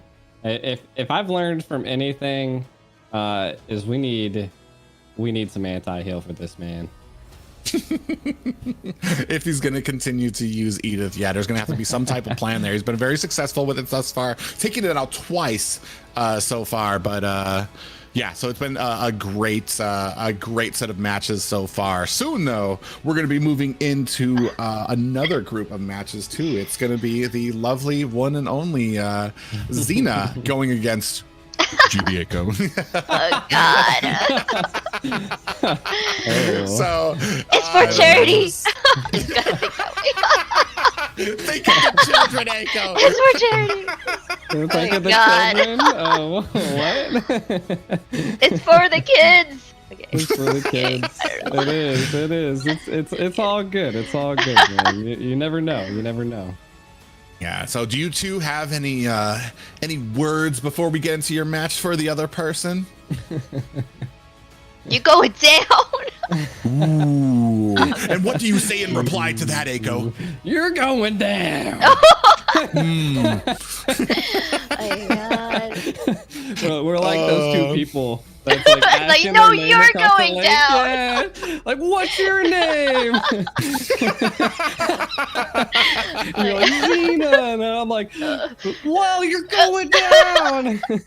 If you guys don't know or are just joining us, this is Bring the Heat, the last event for the North American Squad League of the year. We'll be kicking things off again at some point next year, but man, it's the holidays, and what better way to celebrate the holidays than a charity event here. 12 influencers here, $1,200 on the line. Every single influencer here has already donated $100 for this event. The winner will be able to donate $1,200 to their charity of choice. Not only that, but 50,000 diamonds on the line of the prize pool for this as well. Not only that, but for you guys, for the viewers, for the people watching, you guys don't even have to do anything but watch here and celebrate with us. You type in hashtag BTH2022 to enter for your chance to win one of 6 skin giveaways that we will announce tomorrow. So join us here for that. But it's been very nice here.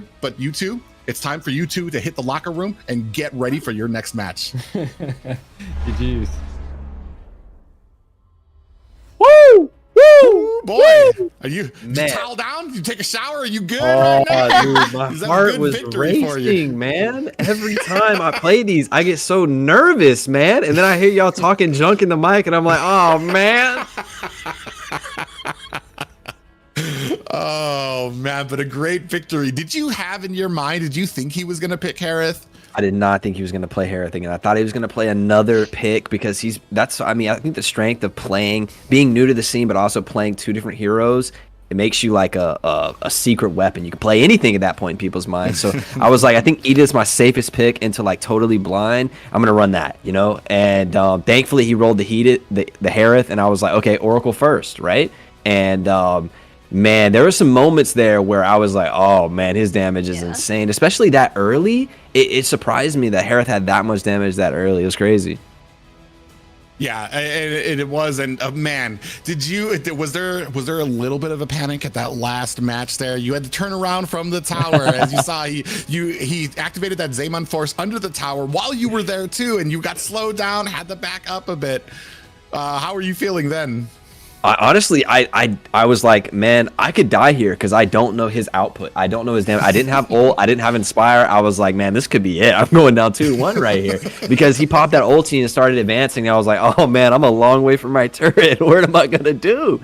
But just that last moment, right where I had my skills back and in that bush, I knew I could combo him, get autos off, and that's another like 800 damage. I thought I could finish there. So honestly, kind of lucky for me because I didn't know his damage output. He could have completely surprised me there and took the cake for sure. Yeah, but you came out ahead so far, undefeated here in the Bring the Heat event. So I know that has to be a little bit of a stress reliever for you. Yeah, but then we get like this weird guy just popping up on the screen unannounced. It's like when you have a party and you specifically don't invite that guy, and he's like, "Hey man, what's going on?" There he is.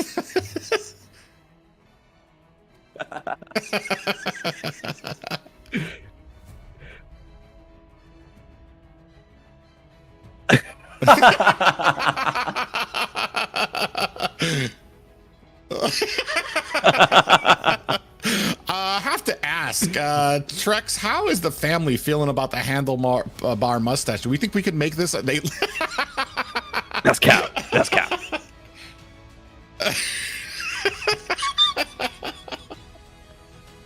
Yo, hey, yo.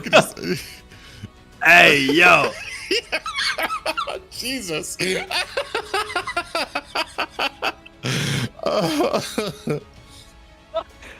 Next.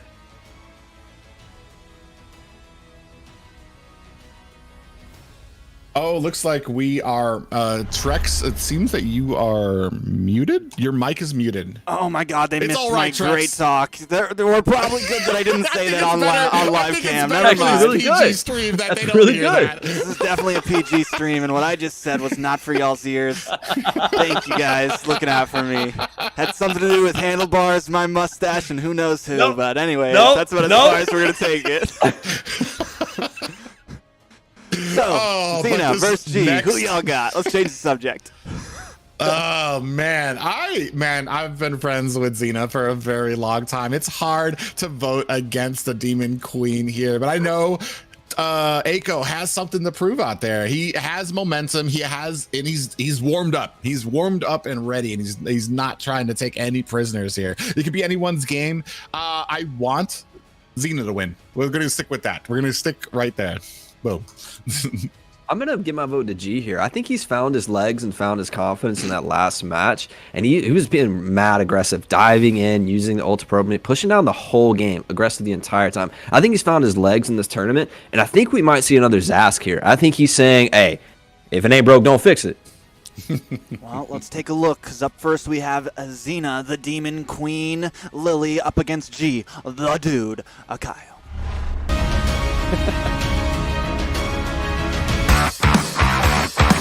Bring the heat. I'm gonna bring the heat all right. That dancing tater tot private dancer, he's gonna make a great appetizer. And that T-Rex, with his little arms, he ain't gonna reach me. I'm gonna make sure he stays extinct. And oh, my sweet cousin Luna, she's gonna know how much havoc this Z-list can wreak. Eiko, Kukman, Wheezy, Pika, they're all gonna bow down to this Demon Queen. That crown is mine. The darkest night.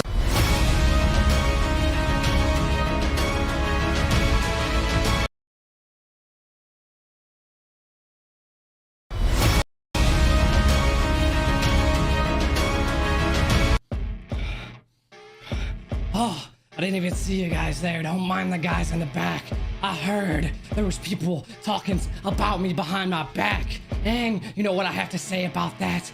What I have to say is that there's a potato participating that doesn't even have hands or arms. Then you have a T-Rex that doesn't even have the capability to hold a phone with both hands. And then there's a Pika. I'm gonna make him Pikachu out of here. And I got, you know, Ben, he can't do this, you know? So this is G, the Ico, and I'm gonna win it all.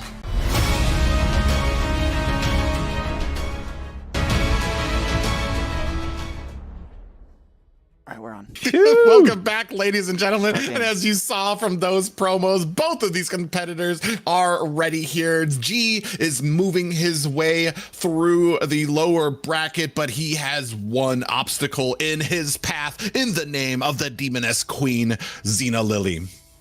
Yeah, G, the dark warrior here going against Xena, the demon queen. We got a real dark, shady thing going on between these two guys. But I'm going to give it my boy Zask. He's going to come out and he's going to show us again why he's the Zask god. Yeah, I'm going to be real. I kind of want Xena to win this game. Sorry, G. Come on. You made me lose some money earlier. And, yeah, so I'm gonna need Xena to pull up here, okay? I bet all the money I lost onto her now, so come on, Xena, let's do this.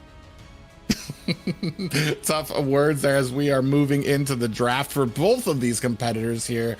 And guys, like I said, if you don't know, hashtag BTH2022, you can also, you can see during the stream, we have it open for Toys for Tots, bringing Christmas to kids if you would like and not kids for tots, as Aiko so eloquently put it earlier. We're not giving away free kids, but it will be toys for the kids for the donation event here as well. If you guys are feeling froggy for that. Otherwise, just sit and enjoy the show as we move into this next match. Xena taking on Aiko. Big match here for both of them. I do believe this is do or die for both players. Is that right, boys? It's do or die for both players for sure, and a lot is definitely on the line here, but let's talk about these mage picks. Yeah, the one thing I'm worried about is the pierce that we're gonna have for the side of Xena. Is it gonna be able to burst through that sentinel from Aiko to be able to kind of get him out? I think it's gonna be an interesting match here. Yeah, seeing Poke come out early, but I would normally give the, level 1, 2, 3, maybe even 4 over to Lilia. She's so dominant in this lane, but we're seeing they are no match for the Zask god and his puppet turret minion. I mean, it's definitely not going to be easy, I think, in these early stages for Xena. The Poke just a little bit too much from the Zask god himself. But if she can maybe get through this a bit, get some damage, there are some possibilities with those black shoes. But again, she's just such a up-close and personal mage on that Lilia. Same problem that we saw with the carry last time. It's so hard to get close to G right now. Not just physically, but emotionally as well. The Dark Warrior, that's true. But we're going to find out here tonight. And it's going to be very interesting, too, if this can last out, because Xena does have, like you said, black shoes on her side. So she can get in there, do some damage, and get away. And she's taking this seriously. Look at both of these guys. Serious faces are on. G sweating it up in that hoodie. All sacrifices in the name of style here for him as we're moving on to the second minute here.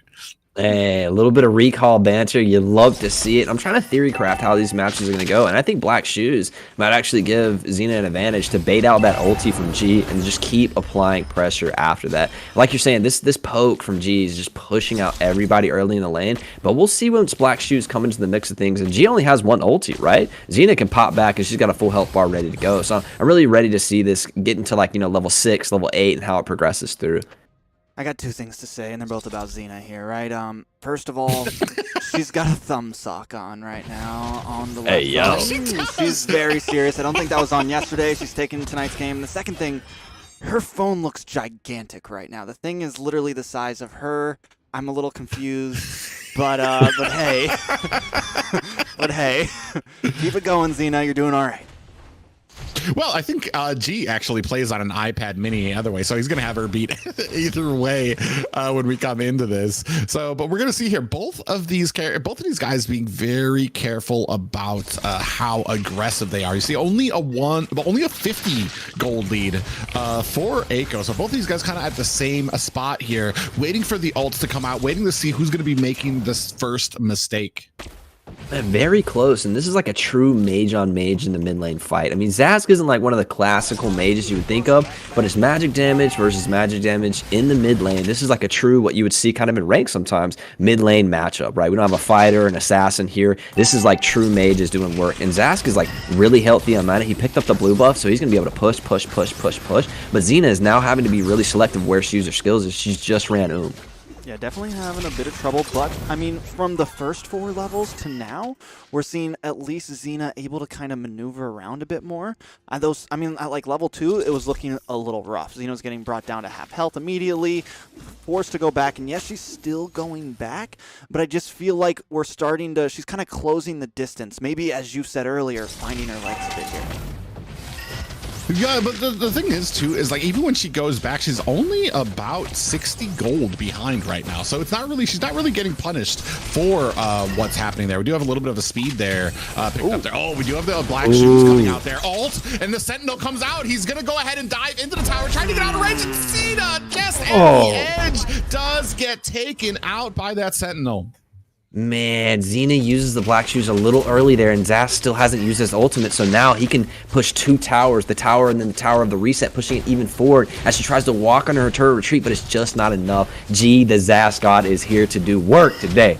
Yeah, and he definitely like waited, right? Like she pops the black shoes, maybe even for the re-engage. And for a second, I'm thinking, oh, Xena's about to really try to go in, but then I forget. G's still got the ulti. This is what he wants you to do. And as long as he can wait a bit longer than she can, he's always gonna win out here. But Xena, she readjusted herself on the camera. She took a second to take a breath, and she's gonna jump right back into this. Yeah, it's going to come down to cooldown usage, especially for those ults. You don't want to get caught using yours first, trying to punish people there. And that's kind of the problem that you get with a Lilia too, is if you're going to use that ult, you kind of, oh, look at them. Xena just going ahead and trying to let Eiko know that he's not going to be able to get this for free. She's dancing around here, trying to make something happen here down at the blue buff. He's got an ult though. Black shoes have been used, and we see G still has his ultimate, chasing down, seeing if he can replace that turret. He's still got her trapped. He may think about it here again as he's pushing forward. He lays on the turret, ultimate comes out, a lot of damage coming on it. Black shoes are gone. There's no hope. She is dead again. 2-0. Now there's 1,000 gold lead. What can she do to get herself back in this? You know, I'm not a lip reader, but I think Xena just said the F word.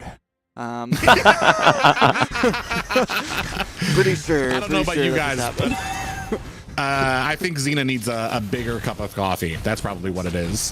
Her mug is not quite big enough for the amount of coffee that she needs to be able to win this match. As we see Eiko coming in for, going to go ahead and take down this first turret. Yeah, it's a huge difference of gold now. This is like a full item difference right here. You have like 1,500 gold gap here. That's a whole item if it's a cheap item. At the very least, very much ahead in the build. It's a 2-level difference right now. She will recuperate that in a few seconds and make it a 1 level, but it's like a 1.5 level difference. Very much in G's favor right now. She has to find her legs here, and now that G's gone full aggressive, find herself defensively in this game. I mean, it's not going to be easy, though. It's so far behind. The chat right now screaming out defense, Xena. Defense. But is it too late to go to defense now? She's only got 1 item in. She's at a huge disadvantage. G not giving her any space to breathe. Yeah, and right now she's on the defense trying to recover here. Like you said, 1 item so far. She does, and it's mostly cooldown, so she doesn't actually have the damage yet. She's trying to get that the resources to kind of build that up, while Eiko already still has that cooldown, has the enchanted talisman and the feather of heaven. He does come in with an ult. That's the first ult usage by there. And did Xena already? She did use her ult, and unfortunately that's what's happening here, is you get your ult baited out there. Okay. Goodness. As we know, she when that disrespect comes out, Xena has to go out there and answer it. Unfortunately, almost got done in by the Sentinel from Eiko. I'm so glad it did in that way. What a way to go on that one. If you walk into it as he's recalling, he's not even on the map, and the turret AFK kills you. Oh, no. I was going to say before that, great positioning from Xena getting out of the turret. She knows G wants to go deep, and she just does a whole circle around that little wall in the jungle and comes back and was looking for to put some pressure, but the poke was already done. Great movement for her to get away from the Zask all in, but let's see if she can find some aggression after all this is done. Yeah, so much pride there. As Private said, Jean's literally gone. She's like, I'm going to kill this Sentinel. I'm going to kill this ultimate. That's not even you. But she does get away, as you said. But to talk about G there, she popped those black shoes. And it was kind of hard to notice. Private, as we saw, like, Private was like, wait, did she pop it? But G caught it. It was a really quick black shoe. She was very close to her shoes, so it's barely catchable. G catches it, and that's why he dives in. He's waiting every single time. Every time she uses those black shoes, he wants to dive. He wants to come in aggressively. Can Xena use that to her advantage here?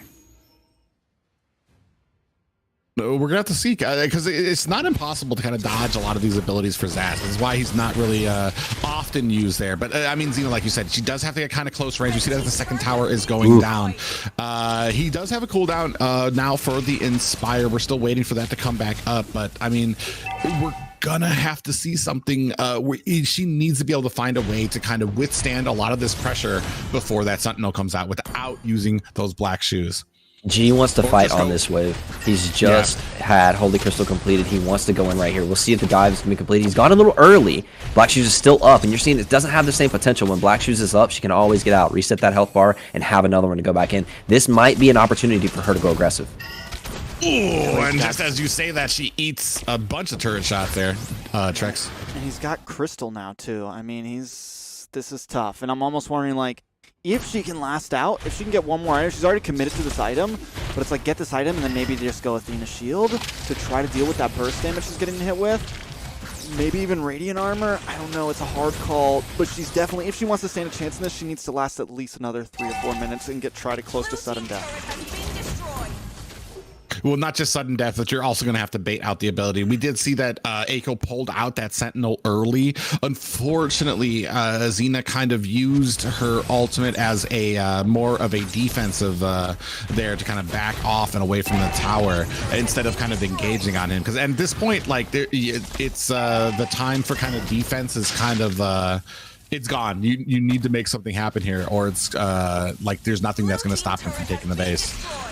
I would be so annoyed if I was Xena right now. That is the most annoying turret placement I've ever seen in my life. Putting it halfway into the turret so you can't even defend your turret if you're going to take DPS. But I definitely think she should, if she's going to go a defensive item route, do Radiant, right? I think that gives her the longevity in the fight. And if Athena's down and some little bit of poke or burst comes through, it's bad. But right now we have G going deep again. He does almost finish it, but we're up against the base. The base does take a little damage. She comes back out. Can she find herself and stall this match a little longer?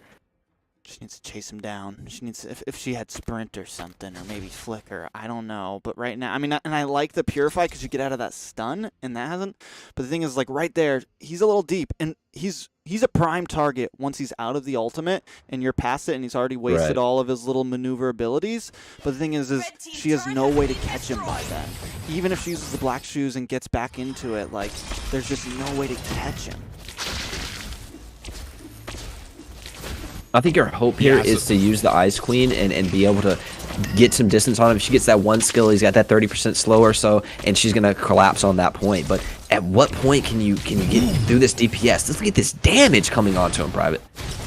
Yeah, and then he still has an ult there. We are down one black shoes. Look at the damage coming onto the tower now. Half health right now, just a little bit less than that. Xena trying to make something happen. Sentinel is out trying to cut off the escape, and that is going to be the third death and third kill for Eiko. Who takes the victory for this. GG, well played, Eiko.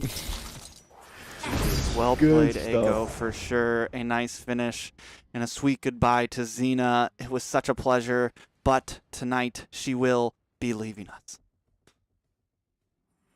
Whoo, G is looking like fantastic in all that black. You look good in black, brother. Woo! I see you here. Really Zaskon for a reason. Man, that first game was rough from him with Amon. Now he's coming through with that Zask. He is not playing any more games. I think he might have been baiting in that first game, thinking, oh, I'm going to go down and I'm going to lose a game. And they don't know about that Zask, though. And he came and he was serious. He did crazy work that game. Aggressive the entire time. Well played for counter the Zask. Very, very well played for Zask and G, I guess. But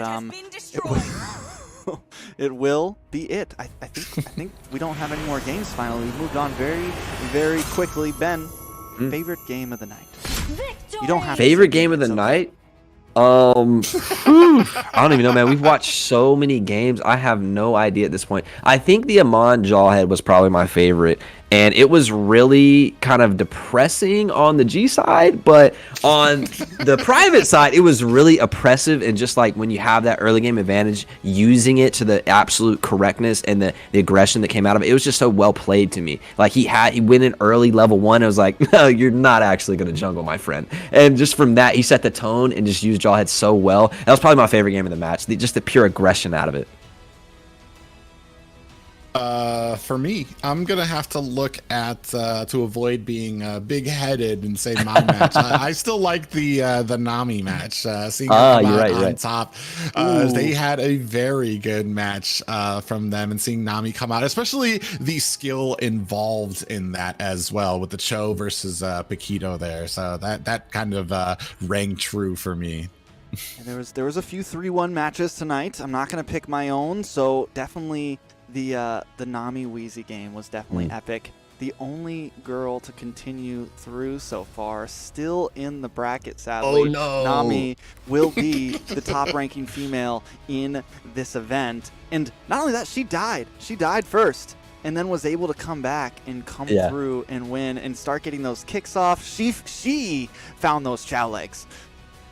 Man, how many girls has G sent home? G's like a true villain in this, man. He's just knocking everybody out of the tournament. And you can't play anymore. You can't play anymore. What a bad guy. Yeah, really bad guy. Yeah. I sure hope somebody knocks him out of this, but we'll find out. It's been an exciting night. If you guys don't know, like we said, the charity is going to be going for, it's going to be Toys for Tots. We're bringing Christmas to the kids here if you donate in stream. Otherwise, each influencer here, including Ben here, has donated $100 for the end of the night tomorrow. One person will be walking away with $1,200 to donate to a charity of their choice, and that's going to be exciting as we are moving on to the last few. I believe it is the last 6 people left in this tournament. 8, 7, something like that. Something like that. Some number like that. We don't like to get bogged down by the details here at the North American Squad League. 8 games left. 8 games left. 8 games. We do have the official numbers. We're gonna see a lot of people playing twice and 3 times and stuff. It's gonna be crazy. If you guys are interested, every single one of these influencers, streamers from YouTube, Facebook, or Twitch, you can find their links below in the description for this event. So go ahead, make sure to click on those, give them some love, make sure to follow your favorite ones, and hopefully we'll see all of you guys back here tomorrow night as well. Man, I've had so much fun doing this. I think the most fun is the banter between me and T. Even when we're like off, he'll be like making faces at me and the cameras over here. It's been so much fun. We've raised $360 today. It couldn't be a better day, honestly. Thank you guys for anybody who's donated. Thank you guys so much, man. This has been so much fun. Thank you for private having the event, all the production guys in the back. This is just a really good thing all around. Most definitely. I completely forgot that we all had to pitch in $100. Ben, you gonna be able to spot me? Wait, didn't you call me your son earlier? Now you like applying for a loan, my guy. Wait, all right. Thank you guys for watching. Don't forget to follow everyone, and we are out.